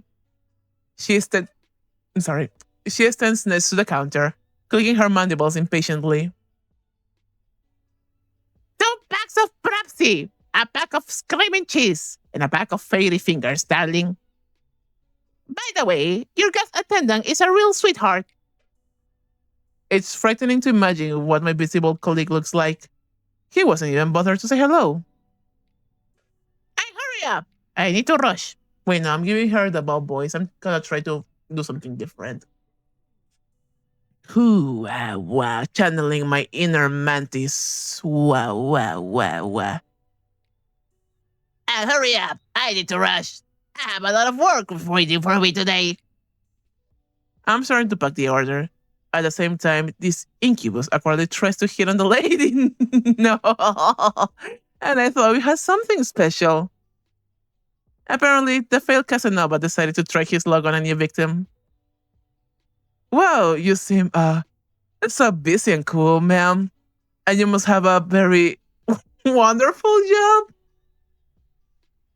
She starts clicking her mandibles energetically, producing a buzzing sound that vaguely resembles laughter. Wonderful. Oh, yes, wonderful. Wonderful who doesn't like to eat, sleep, or see their children grow. Really, the best job in online wars. And speaking of children, Victor barely recovers from her sarcasm when the lady immediately pulls a wallet of her bag and folds it. Oh, that's a lot of kids. Over and over again. I like this game came before Silksong, but I was like, oh my god, is that Clover Dancers? Is that my buggies? Are those my buggy husbands? The audacity, fucking mango. Oh my god, mango. If he wasn't like a whore, if he was more of a mango, would he be like a mango whore? No, that joke came bad. Actually, scratch that. Nobody listen to what I say ever again.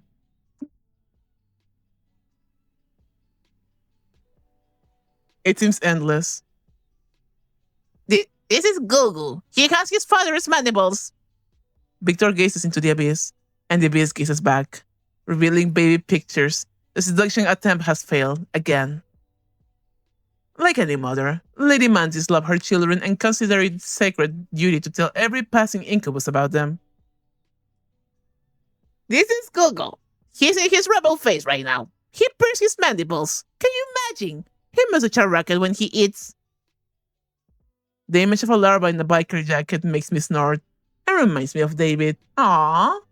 He is a larva in a biker jacket. We should draw him like that. And this is Gigi and Gaga. They're still larvae, but already so talented. Oh my god. What talents can larvae have? They just lie there and eat. I do though. Wait, don't think about that. You have very beautiful children, ma'am. All 20 of them. Incredibly cute. That's just the first wallet. Help him handle. No, I want him to suffer. I want him to suffer because, like, it seems what we had was not special in the end.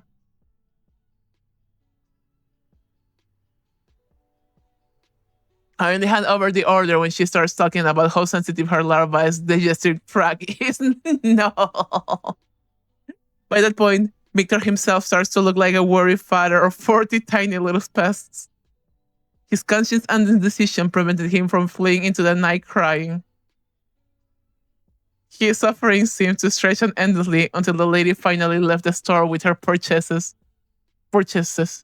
Fuck. Thanking the incubus for the pleasant conversation. Though to be honest, he couldn't even get a word. He might have squeaked something pitiful between her taste of diapers and poor history grades. Peter turns to me with a tortured look.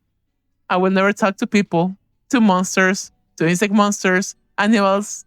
Never ever. No way. He mutters desperately audibly to himself. Ah, demons these days. How quickly he was up. And she didn't even get to pull out her third wallet. The lady left very tiny tips, very little in tips. Probably all her money went to her children. Victor suddenly remembers he came here to buy something.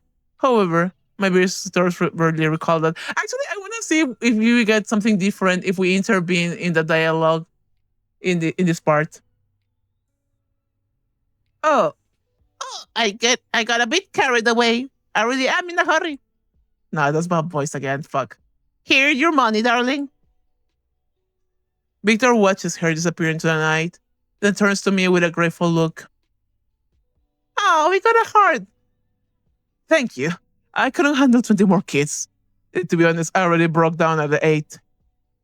I thought looking after a cat was hard. Oh, he has a cat? The lady left very little tips, blah, blah, blah, blah, blah. Victor suddenly remembers he came here to buy something. However, my visitors rarely recall that. I need a book. Victor scans my stinking supernatural realm of discount rod and chocolate bars. It's a guide for, well, you know, succubi and incubi. I can't remember what it's called, but I've definitely heard something about it. Could you take a look? It's definitely not for me. It's for my less experienced friend. Because, employee of the month in my layer. He didn't specify whether he was the worst or the best employee of the month. Well, life force harvesting for dummies or something like that. I hear him mumbling quietly to himself. Oh wait, no.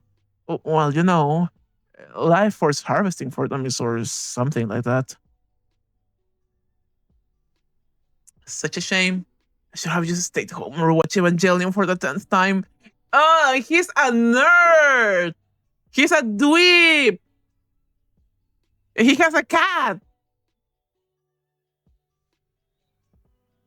I love him. I love him so much. I'm heading to the storage room. It's a few hours I was rushing around here looking for blood for very hungry monster. No, all these vials, eyes, and tentacles seems less ominous. A gigantic dead moth lies on top of one of the boxes. Or perhaps it's just very tired. What's with that face? I'm rummaging through the book section, deep in between baboon metaphysics and limits of patience of your dead servants. I find the desired volume. I come back from the storage room, holding this forbidden, mind-bending treat treatise titled Everything You Ever Wanted to Know About Demons and Everything You Didn't Want to Know About Them. Wow, this is definitely better than those PDF guides from various sites for. Ah, never mind who. Clearly not for the whole family. Let's study it? Yes, it will be very unusual if you just paid me, tip me, and move along. I expect too much from this life. But in fact, this will be an entertaining educational lesson. It certainly won't be unnecessary. And the guy looks like those pictures are enough to make him faint. The sooner this is over, the sooner I can send him on his way. Oh my god, do you have a close up to his face? He's so cute, he's so cute. Okay, you guys cannot see. Wait, hold on. I think I can fix that. I can fix that.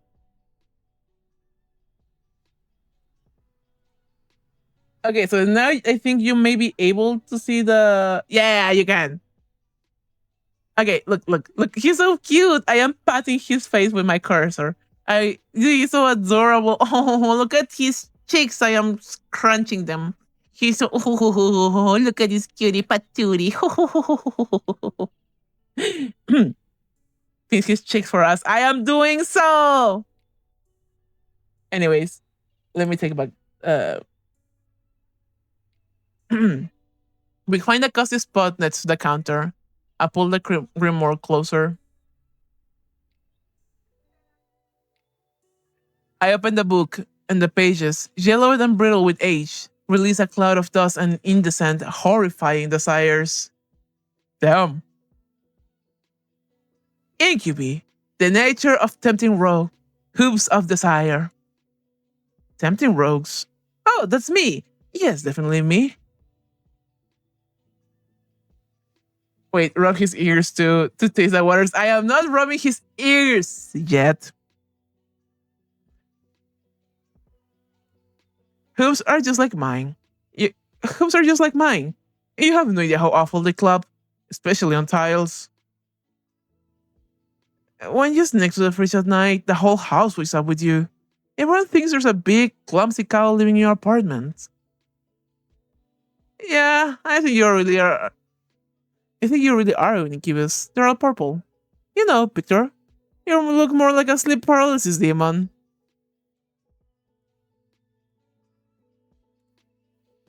What? No. It says here, it says incredible chilling horror. I don't evoke horror at all. Is he like new to being a demon or something? Kinda feels like it. I'm the one who's constantly horrified by all these interactions with others. Also, he has anxiety. Oh my god, we're twins. If I were appointed to as a sleep paralysis demon, I'd be the monster in the closet that never comes out. Ever. Only if you're not into sleep paralysis monsters, are you? Yes!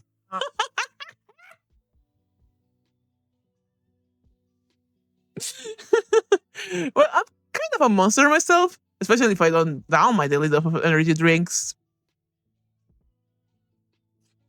Okay. Just because we all know I'm into the sleeping holy shit. Sleep paralysis demons because I put one in my hear me out tier list the other day.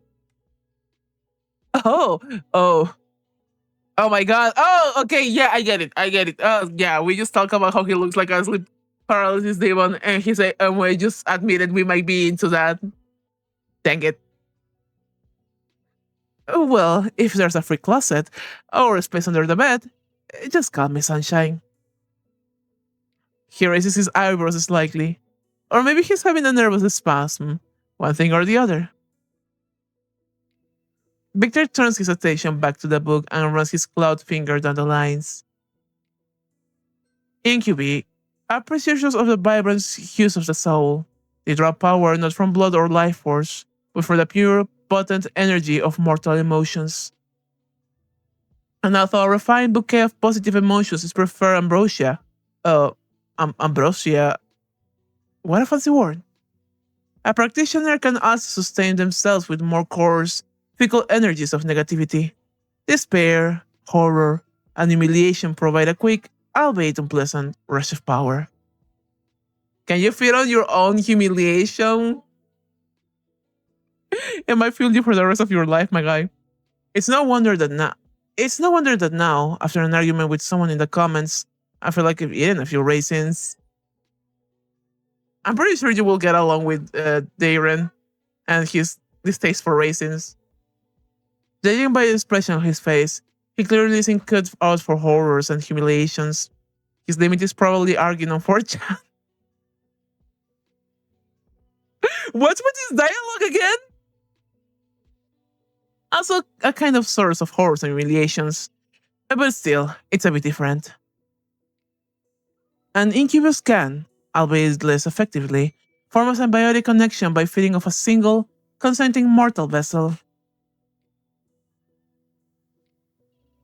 The mortal vessel, in turn, can absorb some of the power from the incubus, among other things, their immortality. Wow, sounds like a decent deal. I certainly always have plenty of emotions, mostly hatred for the fact that to earn money, you have to work. Yeah. A whole mountain of raisins for Victor, or whatever he called it. What a relief. Just one person. The thought of having to chase after a whole bunch of strangers makes me feel sick.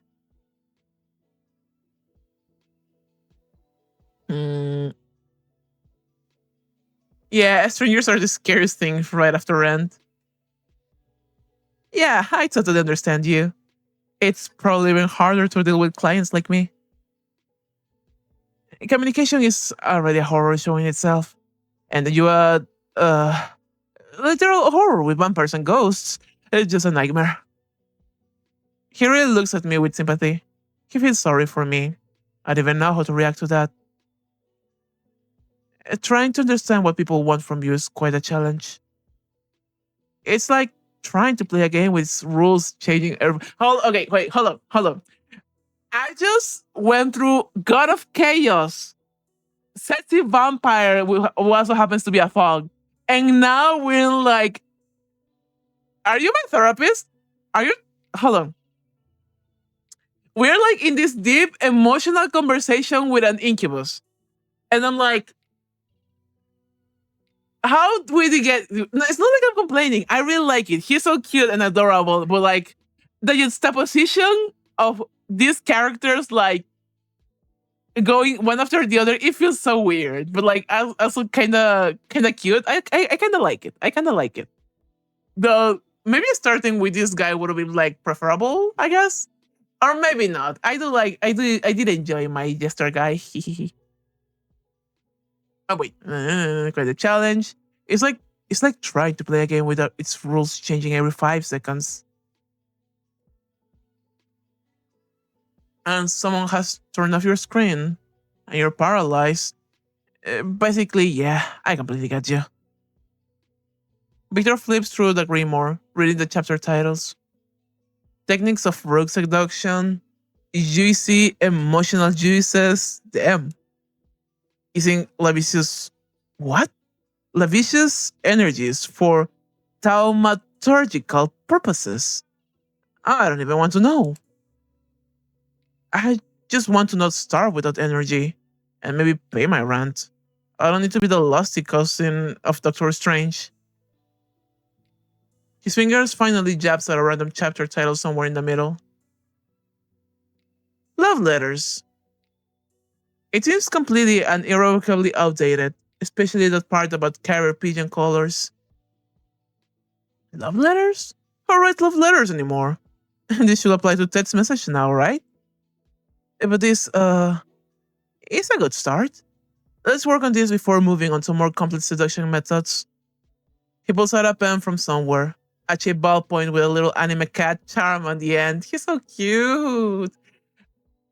Also, you should pay for the book. What is this? A library? But also, this is a Boba fact.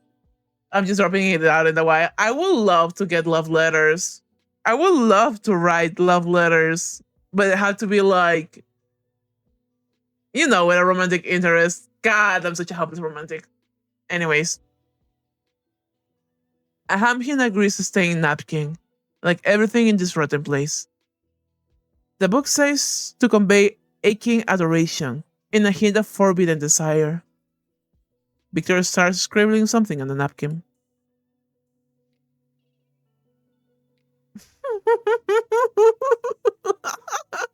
No, no.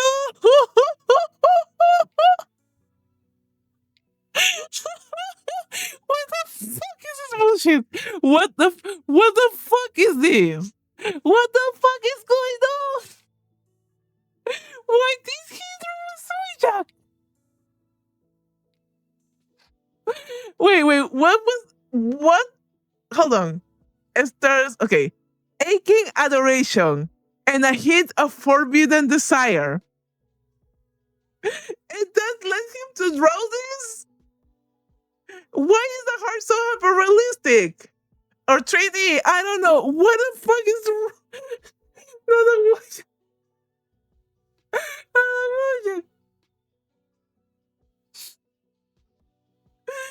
Why? No. No, Victor, try again, please. Oh my god, please try again. No, I am not letting you fumble this one, my guy. Try again. Yeah, I guess it's really the most aching thing in the world. He takes a least greasy napkin from me and starts rowing again. What about this? I swear to God, if another Wojak. Oh, this is really so cute. Will you marry me and a funny kitty? Wonderful. That lonely, pain-filled tear is like a cherry on top. He's so cute.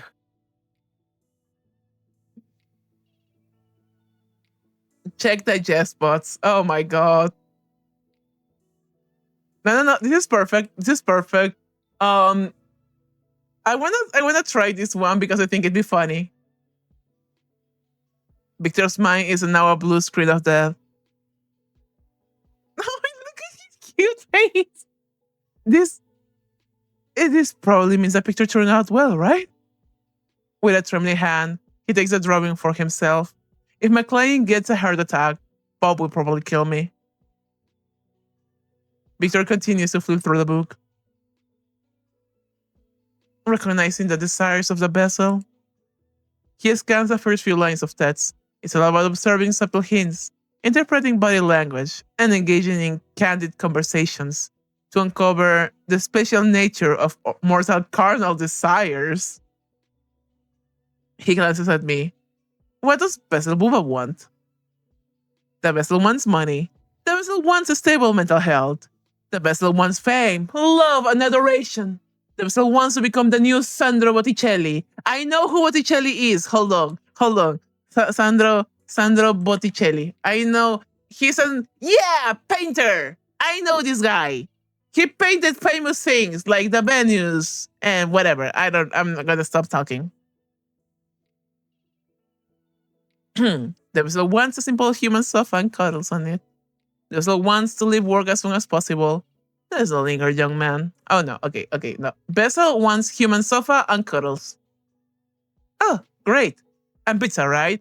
R.I.P. my boy David, he cannot eat pizza. In his eyes is genuine sympathy and an understanding of every delicate string on my I can't read. Of every delicate string of my unfortunate lonely soul. That's honestly quite simple a desire. I think if the criteria for the second person of the couch aren't too strict, I could easily help. Twirls my hair. Though sometimes I comment too loudly on what's happening on screen. I hope that's not too much of a problem. It's not a loudness. It might be if you do it consecutively. We can work around that. Sometimes you can just help but make a stupid comment. 10, 20 in 5 minutes. Okay, yeah. We might have to work around that. Especially when you know some facts about the movie. We continue to study the villainous seduction manual. The art of verbal seduction and slippery flattery. To his surprise, Victor finds some mention of the fact that pirate compliments work on living people. We examine the first paragraph, where words are labeled as keys to treasure chest of the heart, and flattery is described as a powerful aphrodisiac for the ego. Ego. It's all very dramatic, but the main idea is quite simple. Say nice things, don't say unpleasant things. This is definitely outdated. If I tell someone that his eyes are double gateways to the champ, I cannot read this word. It's in French. I'll definitely get sprayed with pepper. And this? Good lord. When I kiss you, I tremble like a paralyzed beggar. What? How's it even supposed to work? And no, that's too much even for me. Victor clears his throat. His gaze slides over me, trying to latch into something particularly attractive about my appearance. You have a very elegant ear shape.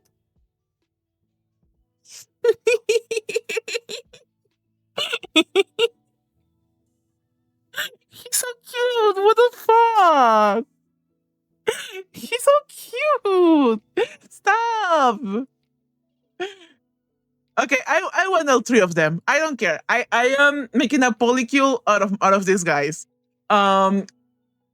Darren and Victor, they can like she talk about raisins, and we have to keep pizza away from David.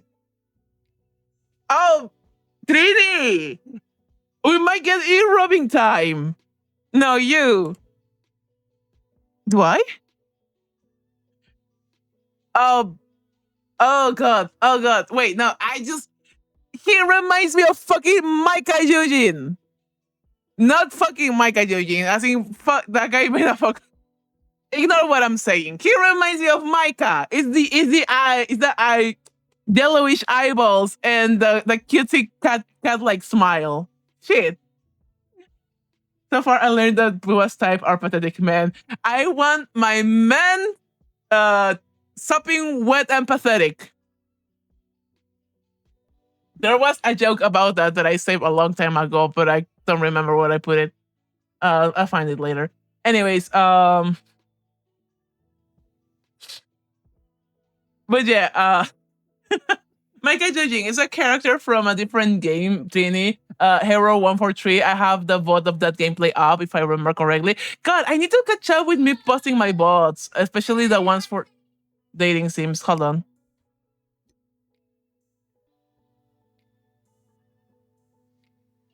Oops, never mind. Anyways, let's move on. Thank you. They're very nimble though. But there's no instruction for when someone compliments you back. Probably don't blush, and that's something I didn't manage. He takes a deep breath, gathering his courage for another compliment. He's so cute and pathetic, and I love him. God. Actually, I think you have a wonderful sense of humor. Like, nothing can really get you, right? Most people will scream, run away in horror, or fall into true existential crisis. I mean, I do that every now and then. I have like anxiety. I'm the main joker of this greasy gas station. Should I be proud or horrified? A smile. That wasn't bad. He smiles gently in response. Despite everything, he starts to relax. He's probably beginning to feel more comfortable around me.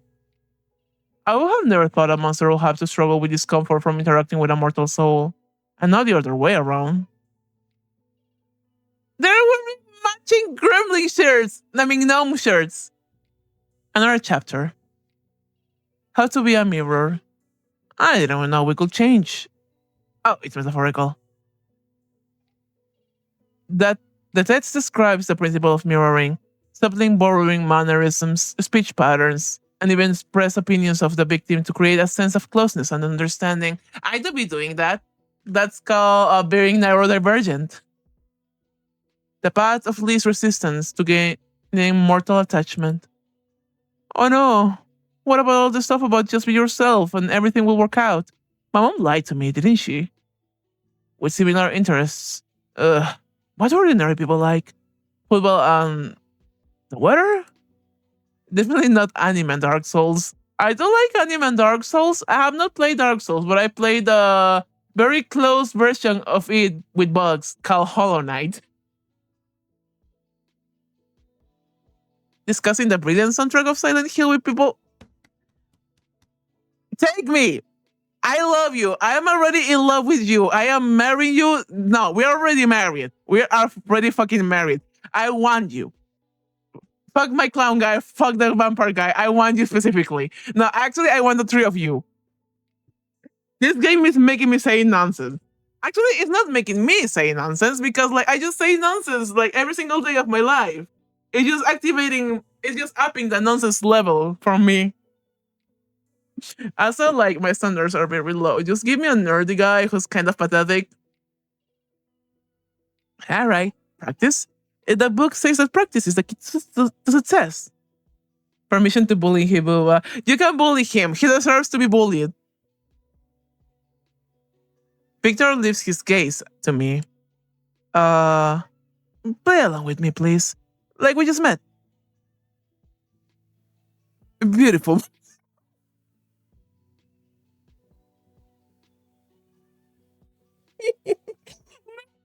What? No. He is really begging to be bullied. Oh my god. The face card. He is really pulling that on me. He's really pulling that on me. Oh my god. Anyways, beautiful mortal soul. I have appeared to you in half dreams so many times, but I finally decided to find you in reality. I won't let you go so easily again. But even though the words aren't the most elegant, there's something supernatural about them. I still begin to feel a pull. A shiver runs down my spine. Come on, you don't have to pretend to get close to someone to make friends. I love to talk about Silent Hill soundtrack. I would love to talk about Silent Hill soundtrack. Victor's carefully crafted seductive expression shatters into pieces. His eyes widen. He blinks several times, and his gaze ignites with pure delight. You really want to talk about the kid at Yamaoka's industrial soundscapes? Lay it all on me, bestie. And how they create an all-encompassing sense of psychological horror that reflects the protagonist's inner turmoil? God, he's so my type. What the fuck? Because I mean, the use of trip hop elements in the Silent Hill 3 soundtrack is criminally underrated. Criminally.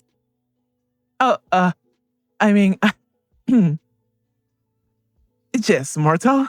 Your interest in such esoteric melodies is quite intriguing. Oh my god, he's pulling a Kronk face. Wait, no, hold on. He kind of looks like Kronk in this one, especially with the way he talks. No. He's so cute. No. He is hyperfixated. Oh my god. He chuckles softly. But you're right. Pretending is very exhausting. You can never truly be close to someone if you're always pretending. Though, I don't really need that, do I? I just need juicy, sweet emotions. Well, who am I kidding? I'm the most pathetic incubus in the world. At least you are self-aware. I need more than just that. He's flipping through the treatise a bit longer before letting out a sigh. His stomach rolls again. It seems he could use an emotional snack. I think we've covered all the important stuff. I suppose it's time to wrap things up. He starts to rise from the floor. Wait, how did it happen that no one explained anything to you? Even I had a briefing. A 2-minute one. I'll tell you, but promise you won't laugh? I promise. Relief washes over his face. Yes, wonderful. I accidentally sold my soul on the dark net. No! No, my guy, no. Okay, so I was right about him not being an incubus from birth. Because, like, he looks so confused. He holds a dramatic pause. Go on. Fuck, what an idiot I was. I dropped out of college back then because of constant stress, moving to a tiny dump, and barely left my apartment. I was scraping by with some freelance work. I talk, well, sometimes I chat with various anonymous folks from 4chan. Them, people without names, gender of age. And then I stumble upon a stupid ad. What did I have to lose? Definitely not a demon 75 seats on the chat offered me a chance to escape loneliness. Later, after I turned into this creature, he told me he did it for laughs. He left instructions, just wrote, get good in the chat and deleted all contacts. That's fucked up. Was it Darien? Kind of feels like he will pull something like that, but nah, he won't pull something like that unless you attack at him directly, I believe. Yeah. I am sorry for trash talking you, Darien. He was curious to see if I could handle it. His chance to escape loneliness turned out to be putting me in an incredibly deadly situation. His eye he lifted his eyes to me. This memory of a fresh wound for him. Before I can even respond, he jumps up from the floor. But I already wasted enough of your time. Okay. My question is, did you have abs before or after turning into an incubus? Did you have luscious long hair after your transformation? Or was that something that you decided to just add to your... Is this choice of attire something you decided to help with the incubus thingy that you have going on? I need to know. He clubs his way to the counter. To be honest, I didn't really understand much. These chapters are so strange. He lets out a quiet chuckle. But you know what? It was great. I haven't had this much fun in a while. I think I even ate properly. Finally, positive energy, I mean. Thanks for the lunch. I'm not sure if I need to pay for that too, but I'll leave some money just in case. His tail twitches awkwardly. I haven't really interacted with people since college killed my will to live. Oh, buddy, you and me both. It felt strange to feel like such an idiot around someone. Thank you very much. Aww.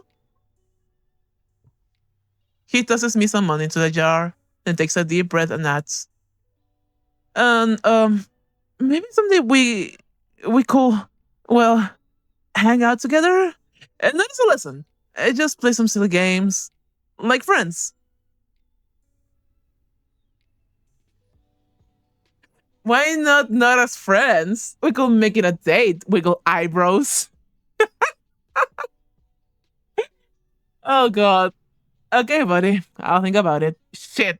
Why those are the only two options? Because like the other second one kind of sounds like, yeah, probably not. But the first one's like way too forward for me. I kind of want to see. How he looks like after to success buba. Mente de tiburón, I guess. His date? He still starts walking widely, looking over 3 bags of chips, a can of soda, and a bottle of gloomy. I mean, of course, I'm ready. He struggles to rein in the flow of enthusiasm and takes a frantic breath. See you then. Goodbye. Bye, Bubba. Good luck with your shift. It was nice to meet you. The gas station returned to silence, broken only by the hum of refrigerators and my own too loud thoughts. Gotta go. Have a good day. Take care, Mango. Take care. Thank you for being here. So, a crazy god, a vampire fog, and a shy incubus walking to a gas station. Sounds like a sort of a really bad joke. My life is now a joke. It's great. My life has always been a joke. I just wanted to pay my bills. I didn't sign up for interdimensional quarrels and therapy sessions for the undead.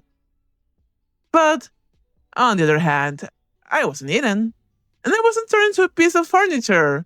By the standards of this night, this was a resounding success. I casually glanced at the door of Bob's office. There was a low, guttural humming, like a giant disgruntled computer tower was working inside. The clock on the wall indicated it was the end of my shift. With a heavy sigh of relief, I began closing up the place. Finally, I walked through the front door, inserted the key into the lock, and was about to turn it when suddenly, organism! I jumped in place, nearly dropping everything. Organism! Your performance has exceeded all my algorithmic predictions by 47.3%. You are not just an organism. You are an inefficient, flawless machine for generating currency. I am feeling an emotion of your kind described as managerial pride. If you keep up the good work, the possibility of receiving 25% 5-cent bonus will become not just hypothetical, but quite real. Hold up. Can you guys hear the xylophone in the background? I think my mom is playing with my niece. Let me up the production a little bit.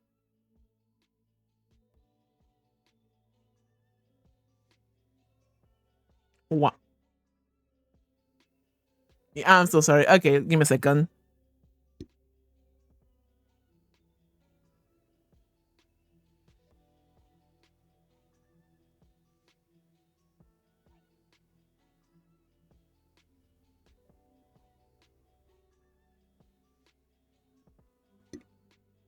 Okay, I'm back. Go, organism! Restore your energy resources and return for further exploitation. Dude, at least he's being honest about it. What a relief. He vanished as suddenly as he had appeared, leaving nothing but ringing silence behind. Click. First shift completed. I survived. And now I can do anything, which means... Oh! Wait, what the fuck? Return to the store to Bob. A romantic evening awaits you? What? What?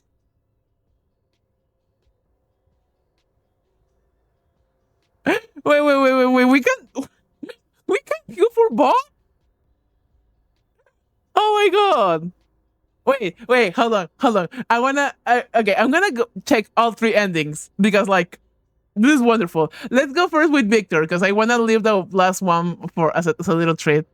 Actually, no, let's go with Bob first. I wanna see what the hell's going to go with him. Oh no, Mr. Manager. We're not saying goodbye just yet. I head back to the gas station. I push open the door to his office. In the middle of the room, buried under folders and invoices, stood a gigantic, ridiculous canopy bed. And on it, surrounded by rust petals, reclined Bob. Or rather, he wasn't just laying there. He was posing. One tentacle coyly supports his spherical body where a human's chin will be. Others were elegantly draped over the silk sheets. His numerous eyes blink slowly, focusing on me. Ah, organism! I wasn't expecting you so soon. His voice, as always, booming in my head, but not it had sultry undertones. But since you're here, one tentacle slowly, seductively beckoned me forward. I propose we spend the evening in romantic engagement.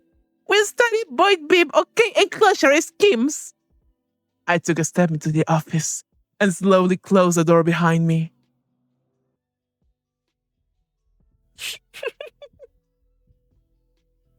What the fuck was that? I okay.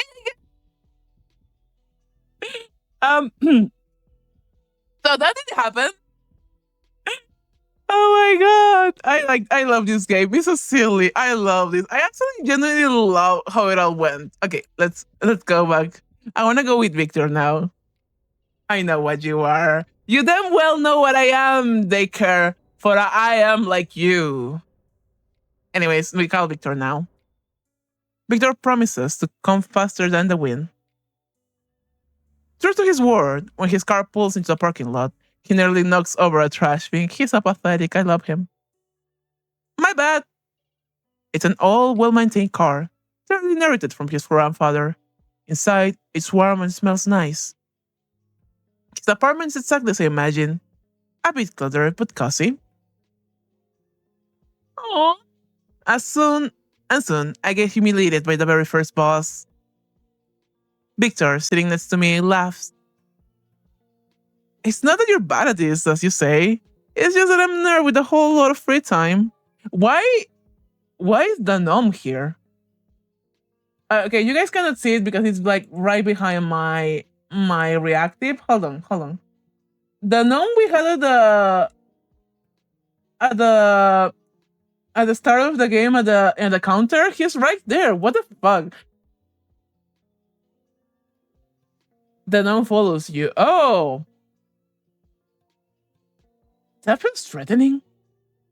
Why would he do that? Is he into like voyeurism or something? Anyways, it's just a nerd. You are a nerd, and I love you for that. His fingers glide forcefully over the buttons. I felt at ease. For the first time in a long while. No fear, no tension. It's two people playing video games.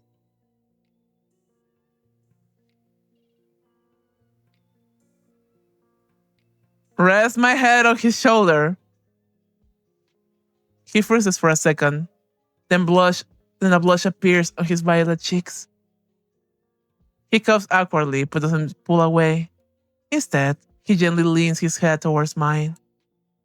Baba, you made me so happy in just one evening, and I'll do everything I can to make you happy. I close my eyes, listening to the quiet clicking of buttons. He's not gonna let me win. An incubus partner. My partner is an incubus, and he's better at Souls-like games than I am. For now. Something very interesting is definitely happening with my life.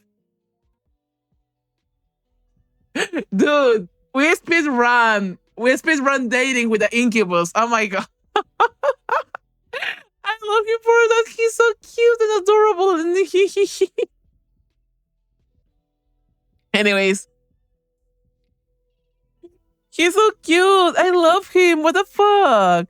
I need to draw myself smooching his face now. Let's call Victor. Wait, no, let's call David. Let's call David now. I want to see.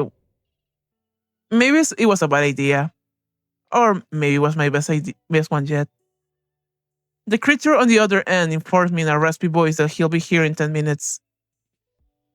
And sure enough, soon the roar of a motorcycle shatters the silence of the night. A battered but powerful bike pulls up next to me. Come on, move your ass. Sunrise is soon. His voice sounds gentle. I move my ass and climb onto the seat behind me. He really has something with asses. Wrapping my arms around his waist. That's not his waist, that's his shoulder, you idiot. He lets out a satisfied sigh. And by the way, enjoy today's sunrise while you can. I freeze. I know exactly what he means. This could be my last sunrise as a human. May I want to become a vampire. Or maybe not. Either way, we're making decisions together now. I'm gonna go check these other options later. He slightly turns his head. The surprise in his eyes is replaced by a brief glimmer of respect. He looks at me like a tame wolf, like an equal. His hands covers mine, resting on his chest, and gently squeezes it. Okay, boss. Whatever you say. Whatever awaits us, Eternal wanderings, arguments over who cleans the blood of the dishes today, and the necessity of pretending to be our own descendants. We'll face it together. The motorcycle roars and heads out into the highway. He's so pretty. Also, dry yourself rubbing Victor's ears. I will. I shall. Okay, okay. Last but not least, I left the best for the end. Said, courage for the monarch! The words escaped my lips before I could think them through. I shouted into the void, expecting, at best, an echo. But the void answered. From around the corner, with a quiet clatter of hooves on asphalt, it appeared. A carriage crafted from bones polished to a shine, drawn by a pair of horses woven from pure shadows. The carriage door swung open by itself, inviting me inside. How mysterious. I stepped over the threshold, and the world spun into a kaleidoscope of mad colors and sentient frogs. When the whirlwind subsided, I felt myself falling, but instead of a hard landing, I found myself in someone's embrace. Oh! Oh! I'm not gonna lie, I kind of like the hat a little bit more, but oh my god. I also kind of miss the makeup. But it's just like kind of super cute. Oh my god. Oh my god. Okay. I'm gonna be honest. I do prefer the jester attire, but this is also very hot. And you will come, my dear. Hi, Dayran. Dayran's voice was velvety and sly. I looked down and realized that my t-shirt and jeans had been replaced by some elegant attire. How old-fashioned of him. The kingdom miss you so much. Every crook spire of this castle longer for your silhouette. Every mad courtier whisper your name, hoping you will return and bring even more chaos to your usual chaos. He looked into my eyes, and his gaze was a mix of madness, adoration, and the promise of the most unpredictable eternity. Everything. I will give you everything. How about a pet? I can bring you the most beautiful griffin. Or better yet, two, so they won't be bored when I take you for rides around our lands. Can I have a dog? If one moon bores you, we'll have three. Or I could get a few garden gnomes and... I'm getting tired ahead of myself. Let it be a surprise. He pulls me closer by the waist. His lip almost touched the shell of my ear as he speaks the next words. You will never be sad again. From this moment, sadness for you is just a word in a foreign language. My dear, my monarch. And all it took was one night shift at a gas station. Yeah, baby, we got a sugar daddy.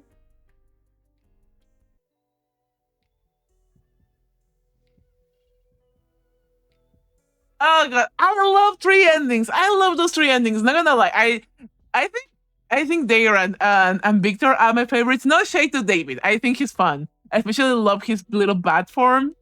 But oh, I love my man pathetic, and also like a little bit ridiculous and clownish. I am giggling and kicking my feet IRL. I hope y'all know that.